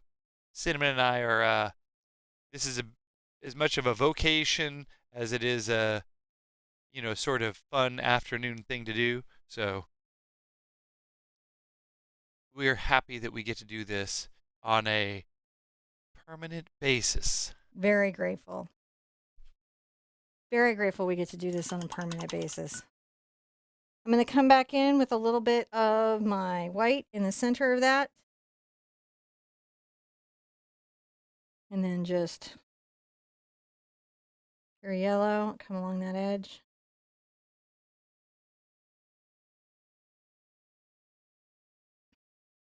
Yeah, it's pretty nice. Now,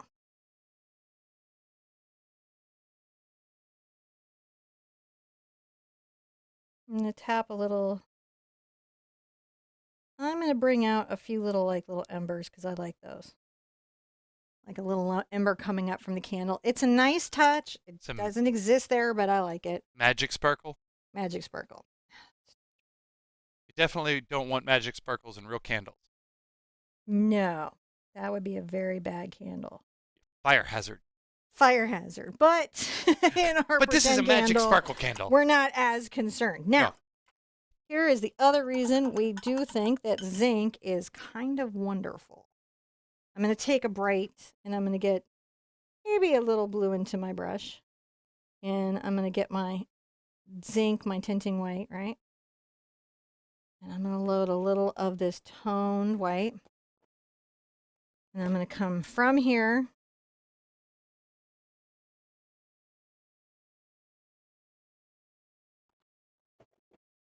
That gives you your little reflection. Yeah, you need a reflection. On the outside of that glass. Otherwise, it isn't so much a candle, is it?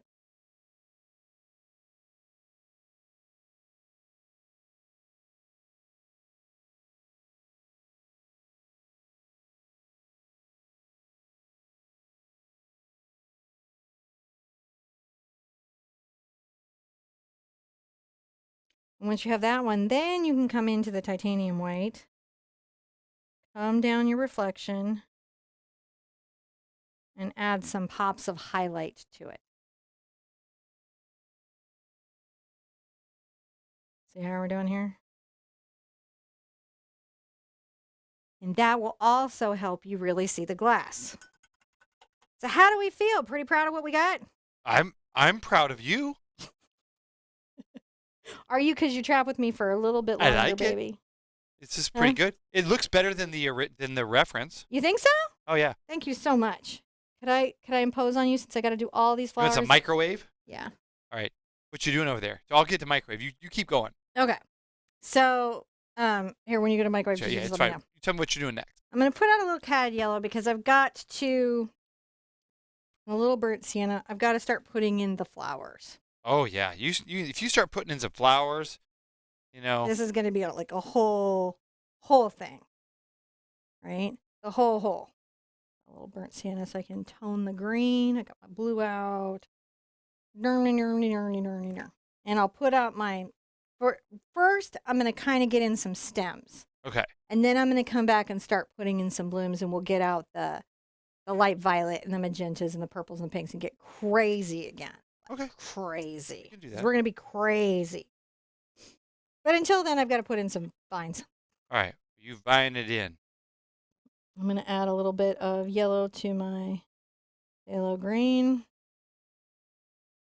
We're going to come here and start putting in some definitions of what is the wisteria. Now, wherever I want to highlight it, I'll just get into my titanium white with a little bit of yellow. Thank you, baby.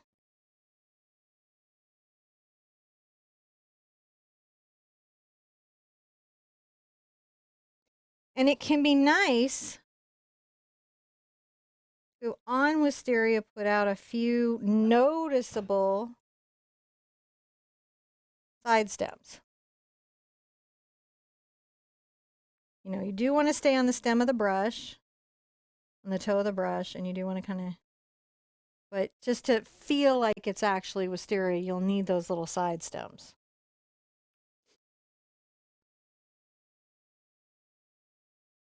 Now at the tip of it, it's really nice because they become little buds. And again, these are still gonna be painted. We're not gonna get too rendery, but there are elements that maybe we're gonna look at a little more closely. This will probably be one of our more like painted out designs for this spring. See where we're at. So we're gonna bring one down here. Now this one is quite a very yellow green, and I'm gonna even get a little white into my yellow green. So I'm mixing cad yellow and the green. I'm going to come here from the top.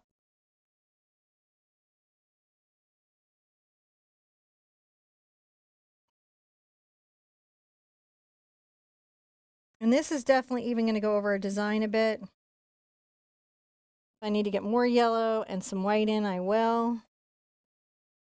Hopefully you guys are doing okay. You're amazing. Thank you. I told you, it's a big day today. John's always like, how long is it going to be? And I'm like, sometimes I don't want to tell him. We're going to be there a minute, baby. I don't mind. Sometimes there's a painting that we all sort of want to do, isn't there? Sometimes a painting that we're trying to do. Show you a little trick with your magenta. If I pull in my magenta now and I put it near my green, there's a cool thing I can do where on some of my more defined little stems, I can actually get the magenta into it. So that, yes, it's green, but there's this hint of pink and purple because on these, guess what they do? They kind of move from the green to the pinks. It's really crazy. So just toe of the brush.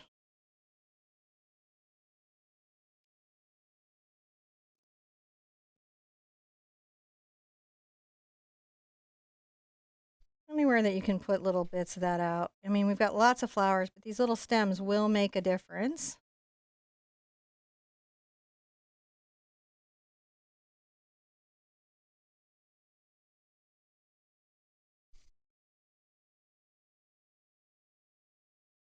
That's kind of pretty, right? That's gorgeous and looking good.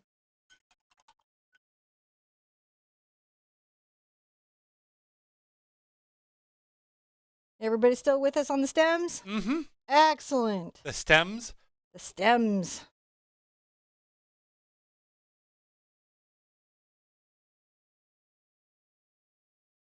And a lot of this, don't get too crazy with this because we paint out a lot. We're going to paint away a lot of these.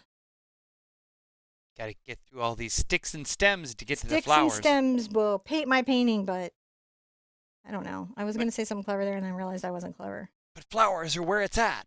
Hey, thank you, baby. My baby is clever. He's clever. Very clever. I don't know about that. Yeah, he is. Don't you deny? You know it's true. He's clever. So again, just building up those structures.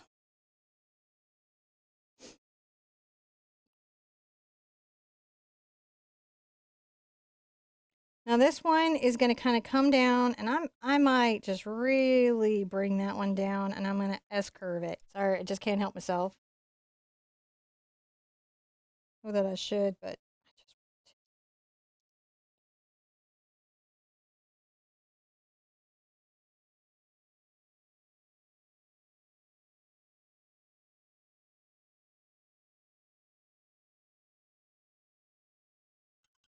And I think I've got to do a little kind of purple painting, a little bit with my cat's tongue. Where's my docs? Docs. Oxazine. And I got my phthalo blue. And I got a little magenta. So let's get a little magenta and a little diox. And I get them together. We want them sort of dark. Oh, I should probably get to my cat's tongue, but let's, through here, but not everywhere, add some of these more structured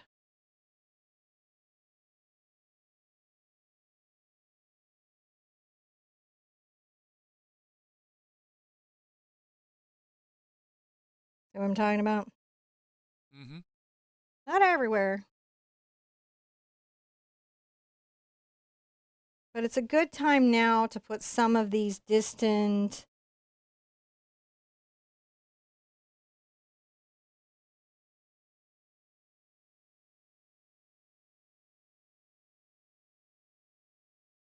layers in to help fill it out.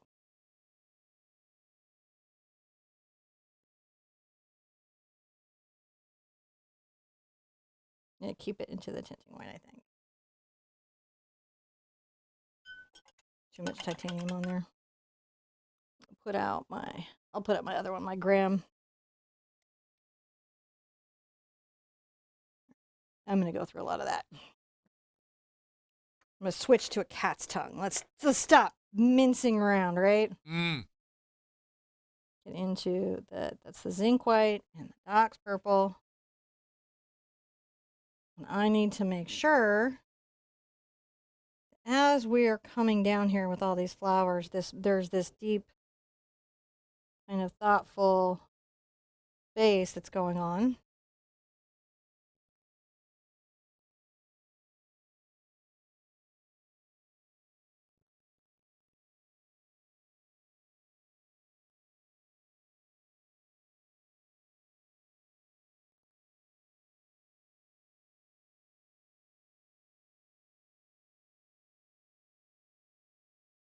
I'm just using the cat's tongue because it's a nice sort of downward flower shape naturally in the brushstroke. Mm. I just want a few of these. They don't have to be everywhere. We're just a little heavier maybe up at the top so that as we bring these little delicate bits down, they feel like they're maybe a titch layered into the piece. I may also kind of take a little bit of the green and yellow.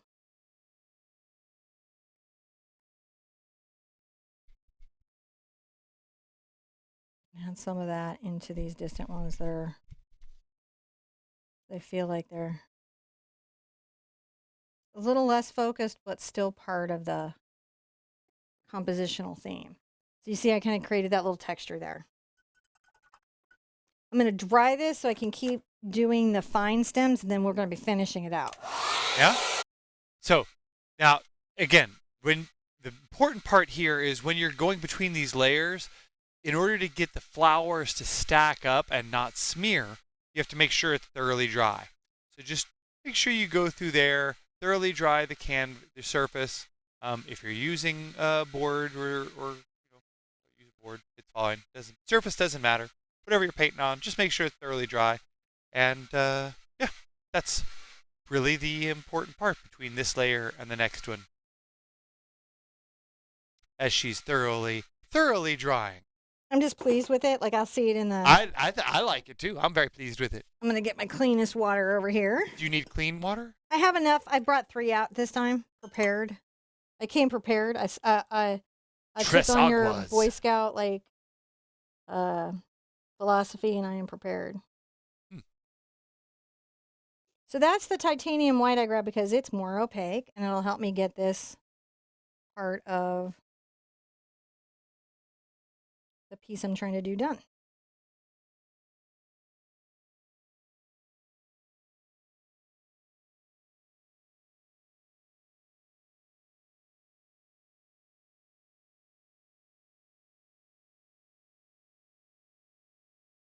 And I'm just thinning the paint so it flows off my brush well. And if it keeps being a problem, my other hack is I just take fluid paint out and put it near here because that's already thinned and highly pigmented. Does that make sense? I don't have to really work for that one as much.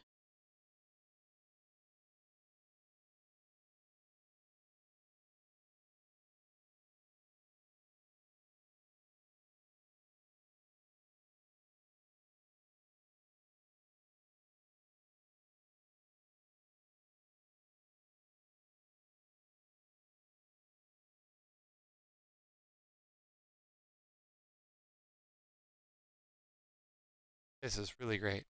I think it's going to be nice. I'm going to say Laura loves this, and I'm going to send a big art high five to Laura. She says, "You're a wonderful person, Cinnamon.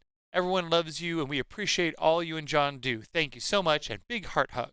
Oh my gosh, thank you, Laura. Thank you. Is that a bubble moment? That is a bubble, and thank you for supporting our patronage, Laura. We really do appreciate it. You help make all of this possible, so thank you. That's gorgeous. I have to say something I feel about the patrons. You have to? I do. Seeing as it's your show, you can kind of get away with that. Well, I mean, you can't get away with anything on the internet these days. Everybody has a thing. But sometimes when there's a patronage, it feels like that there's a group of people that get, like, all this extra stuff and that, the rest of the community is getting left out. And that does often happen. But I have to say, in our patronage, it's 100% people who, love art and love how art heals, and they're just wanting to help other people, and this is just like how they can help, and they know that that's how, we keep doing it, and they're just being on Team Sherpa is how I like to think of it. Mm-hmm. I don't give less to my YouTube community. No. And everybody in the patronage knows that it's not about giving less to the YouTube community and just more of the patrons. Sure, I do some weird stuff with my patrons, but they know that's like my weird free time where I'm like, hey, we're going to do something really weird today. And they're like, okay, whatever, you want to do a weird charcoal drawing? Fine. It's all good.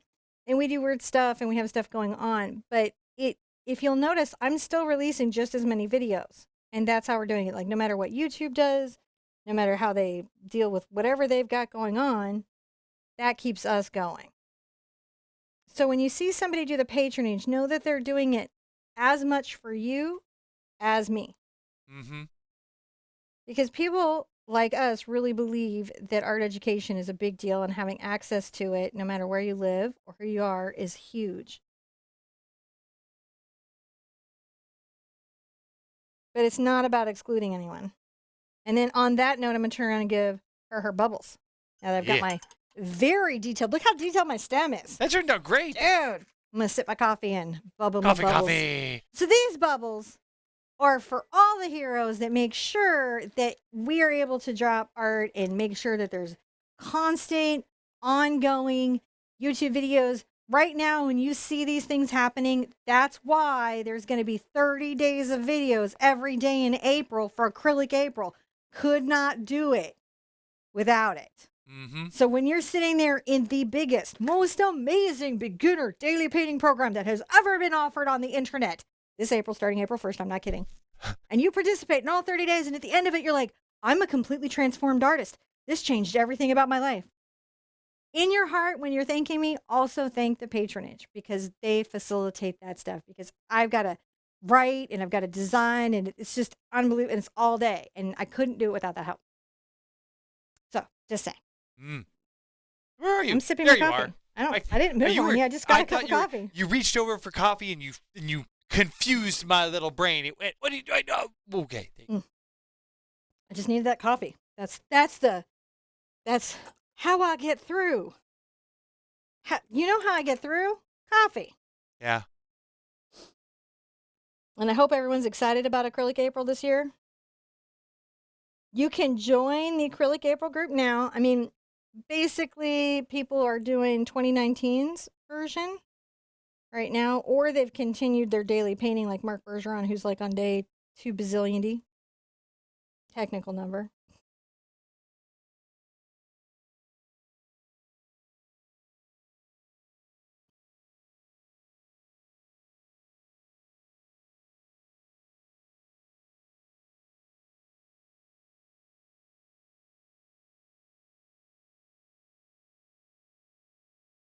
You enjoy crazy paintings like this, don't forget to subscribe or to sign up for our notifications. Mm-hmm.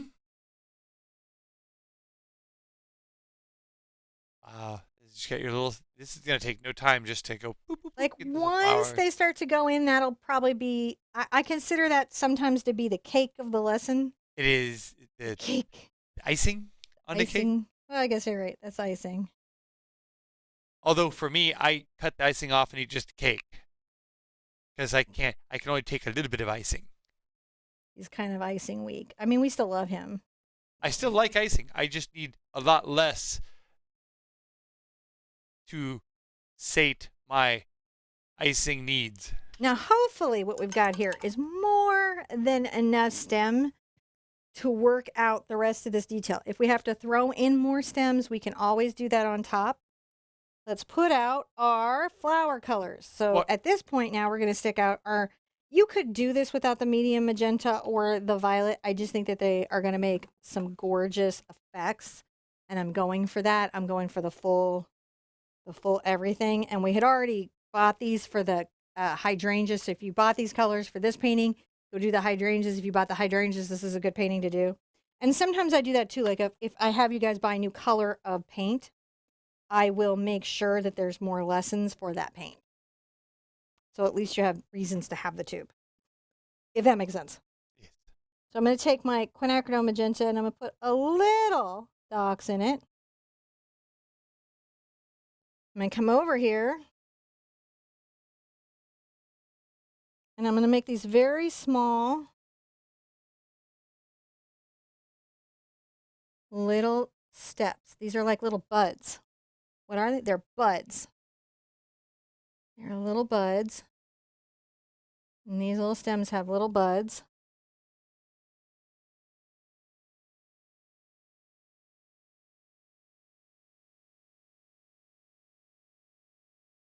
See how we're doing the little buds? I do.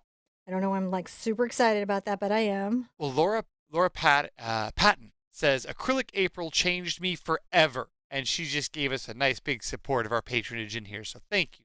We're gonna give you some bubbles here once Cinema's done getting some of her little buddy buds in. Yeah, we'll do that on the next bud break. It's buds for you.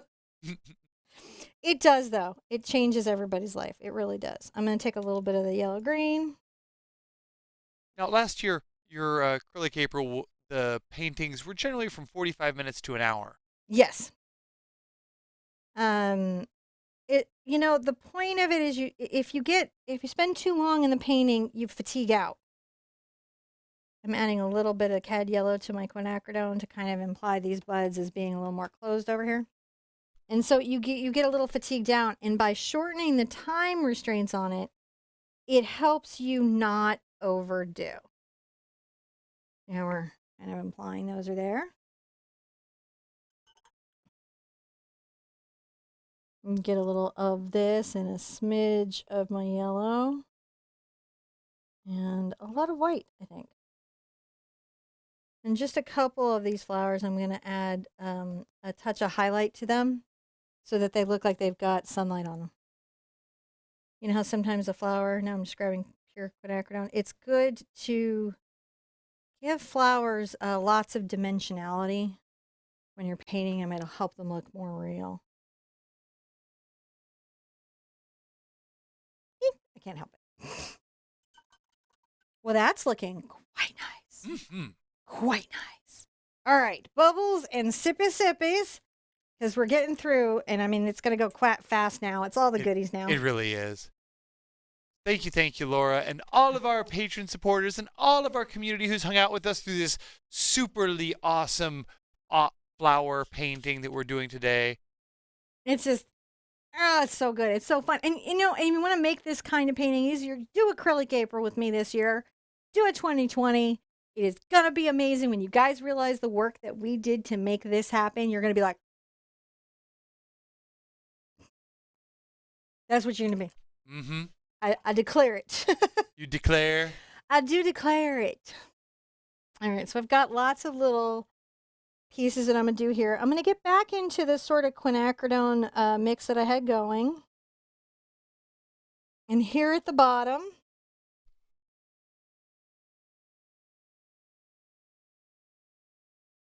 I'm going to use those colors.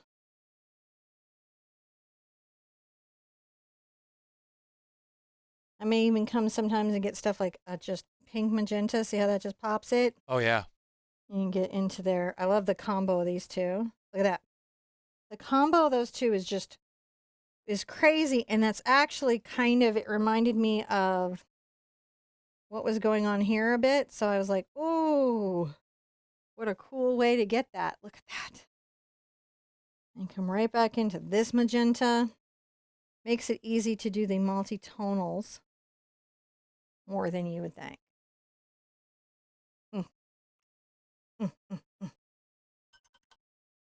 Looks good, but I need to do a thing. I rinse my brush out. And go ahead and make sure that these have lots of little tendrily details out. See how we're doing? Mm-hmm. That's a touch, and it seems fussy, but it'll help how you feel about the finished piece. And I'm going to kind of do this through these stems. Do this through there. Do this through there. That's right. This through these stems.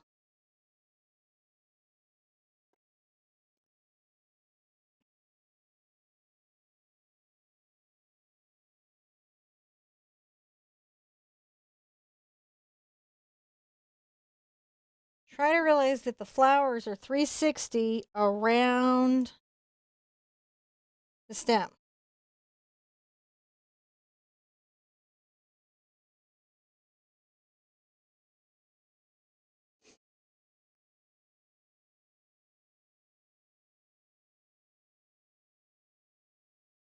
These down here, I'm adding a little bit of that sort of like, oh, I'm still green kind of feel too.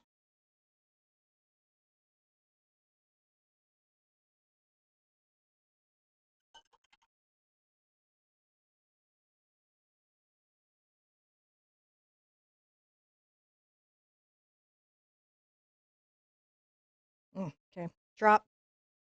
Whoop. It's still hidden on the brush. That's a pain in my life, I gotta tell you. Yeah. The drop hidden on my brush just irks me. No end. Gotta come up with a solution for it. I don't know what it is yet, but I'm gonna come up with one. I'm an inventor. Well, John and I certainly are. Get a little yellow into that on occasion.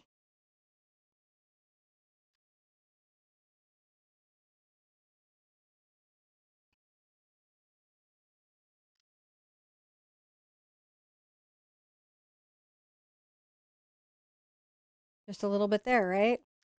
Behind it, because sometimes stuff goes behind and you just take them down small. It's a little diminutive. It kind of says, oh, something happened, but I'm not totally sure what, but it's exciting.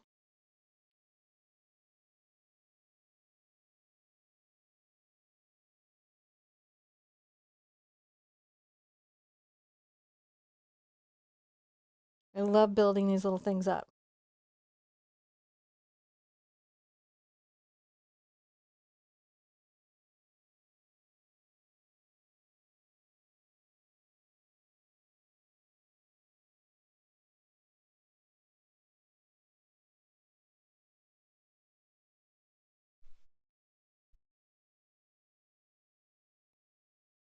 Fun, fun, fun.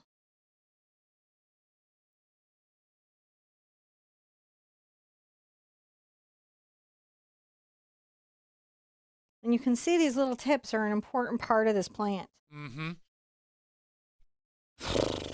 This is, if you're wondering how the roses are going to be coming up, they're going to be kind of in this range of, we're going to really get into the structure and how stuff is built and how we create those effects. Yeah. Schedule some free time, friends. It's going to be a thing. Now, as I'm going up, I'm going to come over again and get into my magenta, maybe grab white, right? Get into my magenta. And let's come here and maybe add some highlight. Look at those little pops of highlight, aren't they?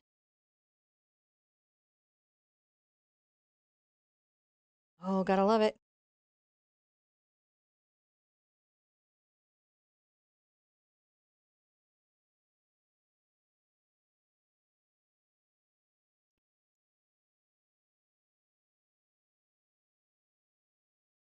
Catching light on flowers, think of them as reflective confetti. Mm. That's what they're doing. They're always reflecting some light. There's some little part of them that's dancing, especially in flowers like this. They twist in the wind. They catch a little light here. They catch a little light there. You really can't even go wrong by getting some yellow into it and saying, oh, little bits of light happened just a few places, because it did.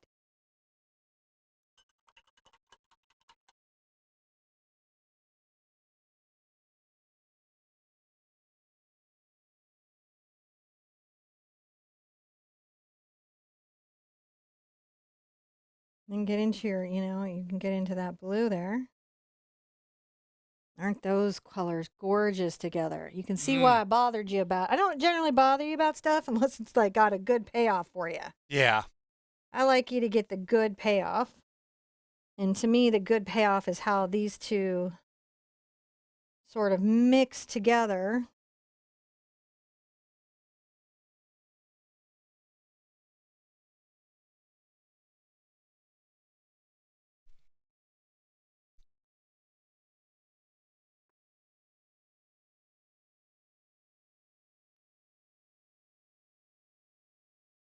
You can see how we're creating that definition and dimensionality there. A little bit of white into it.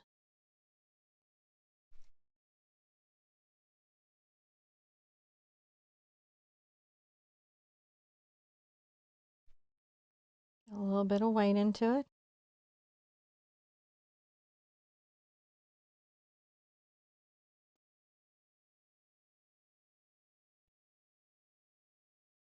I get some blue in there, some of my phthalo blue. I know, crazy, but these are fun flowers to paint. Look at that. Saturate these things, and what do you have?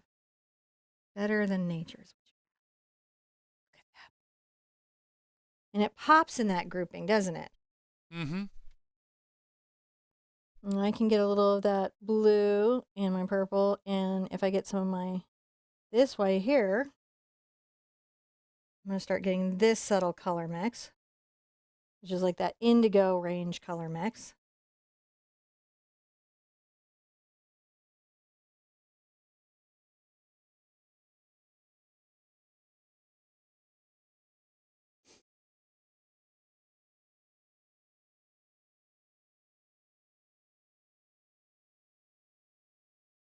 I haven't rinsed out.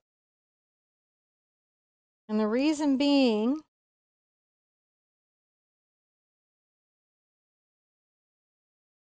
get a little yellow in there. Every once in a while, put a little yellow in because the center of those flowers have sometimes a little yellow, don't they? Yeah. touch that in there. What? It's looking so pretty. I'm going to sip my coffee and kind of take that in for a second. I do like to take... Oh, look at this piece. You guys thrilled? It's really coming together. It's just fun to do. I know this is a long lesson, but it's just fun to do, isn't it? It really is. This has turned out really nice. We've got a nice crew of people here. We're just hanging out, painting paintings, doing their thing. Because that's what we do, right? Yeah. Let's get a little magenta and a little dark purple. And we'll grab some of our tinting white, and maybe this is kind of maybe some darker color, right? Because that happens in these. Sometimes.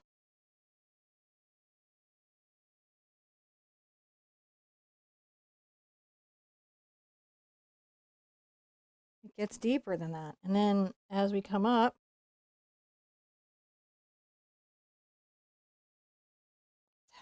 and again, I love how this is.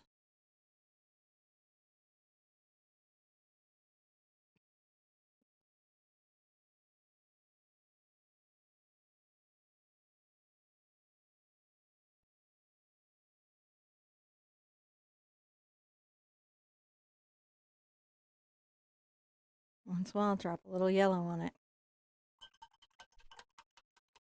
Every once in a while, I'll drop a little yellow on it. I'm going to come up with my magenta and a little bit of my blue here.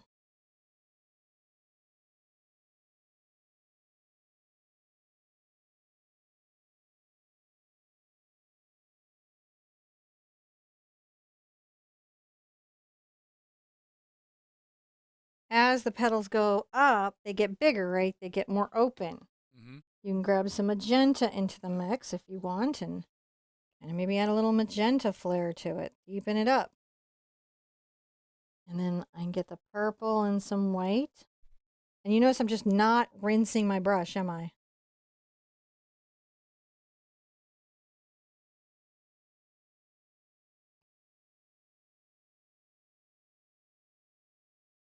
And then coming up, I can come get a little of my white on here, because they start to get a lot lighter. I'll still pick up some of the violet blue. I am just letting the paint mix on the canvas. Put a little yellow in it. Will help it feel like it hit maybe an extra little bit of light. Phthalo blue. Look at that.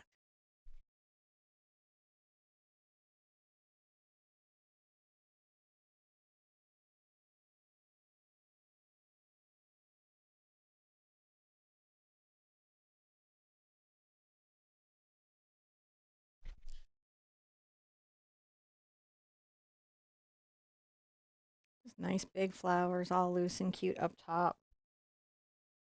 Can always come back with a little pink and work those out. Wonderful. We're nearly done, guys. I'm so bummed, but we are nearly done. I would love to know what everybody really enjoyed in this particular piece. We don't do this all the time. My magenta and my blue again.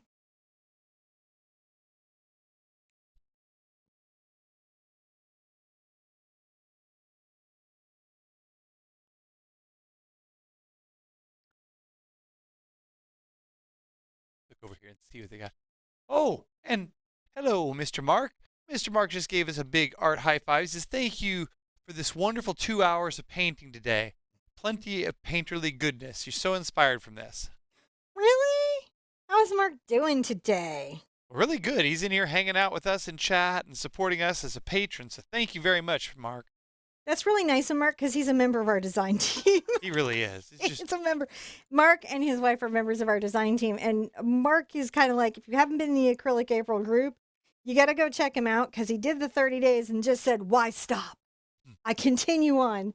So I'm going to turn around and bubble Mark. All right. Before we go, because we need some bubbles. I agree. Look at this piece. Thank you, Mark. We really do appreciate it.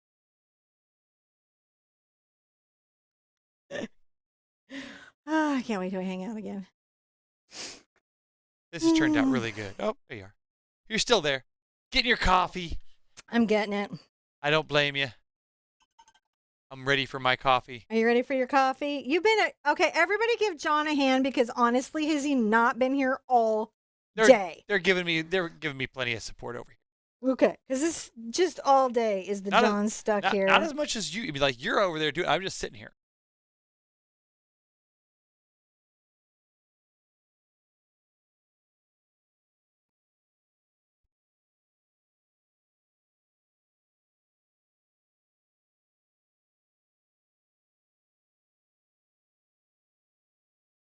Just kind of bringing in some maybe some petals that are clearly here, but they've layered back a bit. I'll pull some purple into it.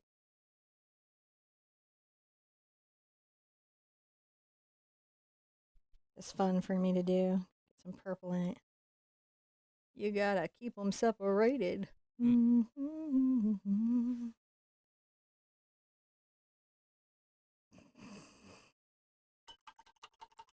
It's just too much, man. That is exactly the painting I was hoping for. It's turned out amazing. Just a fun time had by all. Let's get a little white into it.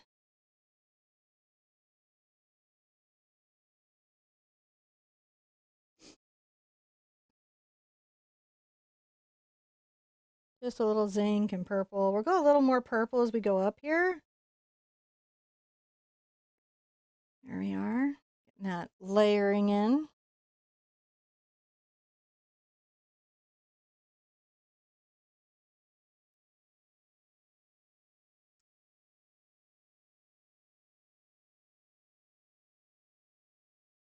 That got a little messy.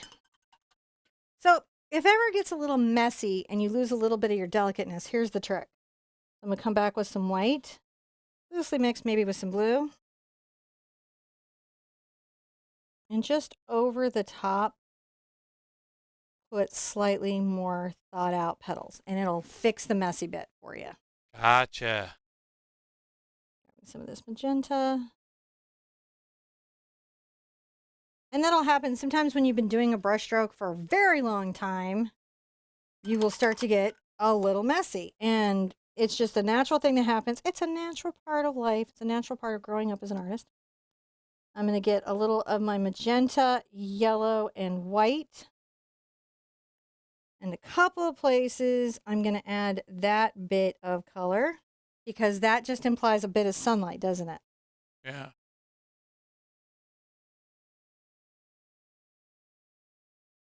And you want to do that. And then get some of my yellow and some of my white.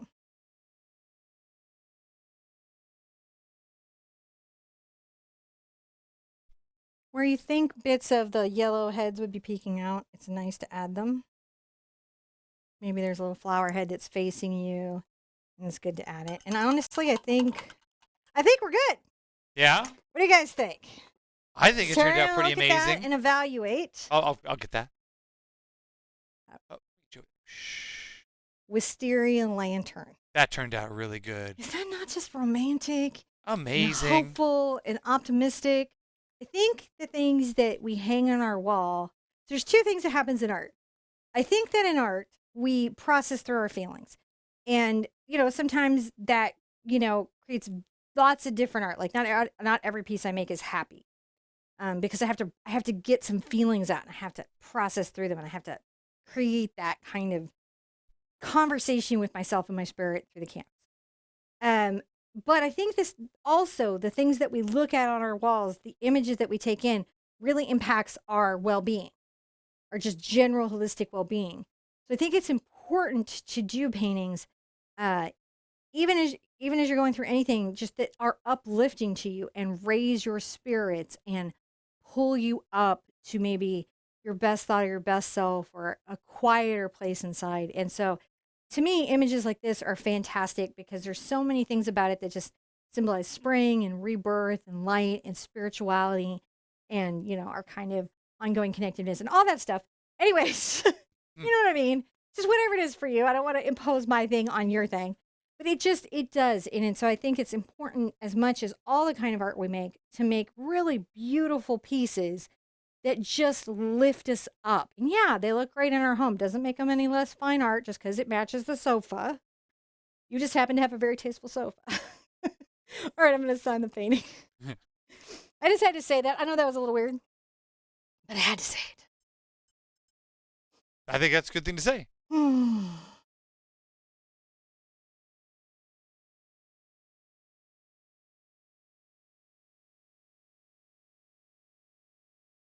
going to come here, and I think I'm going to actually sign my name right here on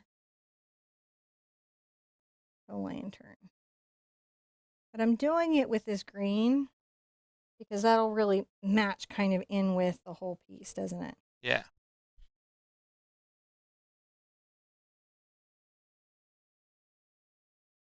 I'm using a monogram liner. If you're wondering, like, how is she getting that tiny, tiny signature? Monogram liner. You could use a Posca pen if you wanted to. I just really like my little monogram liners. I think this is pretty darn fantastic. Ah! Oh my gosh. Oh my gosh. Are you guys like in love with this piece? Because I'm in love with this piece. I feel like I want to change out the thumbnail from the reference photo to this because I feel like this is just so awesome. It did turn out really, really amazing. I'm pretty pleased with it. I really am. I hope you're pleased with yours. It's great that I love mine. It's wonderful that I get to have a great painting day, spend time with my husband and all of you, and get all the support and love that happens in this room is amazing. But what's really important is that you at home get to create a piece that makes you feel just creative and special and talented because you are, and it's important to feel that way. Can I give a quick public service message? Yeah, sure. Okay, so real quick, a bunch of folks were asking about information about Acrylic April and how you can find out information about it. So if you go to TheArtSherpa.com, click on events, and go to the third tab, it'll say Acrylic April, and that'll bring you to last year's page. And I'm sure when that gets updated for this year's 2020, you'll see some more stuff there. So, yeah, and you can join the group on Facebook. You can come by and check for the Acrylic April. If you want to see what we did last year, you can go to the tab that he described. You can also go to our calendar and just go April 2019 on the date, and it'll pull up all 30 videos.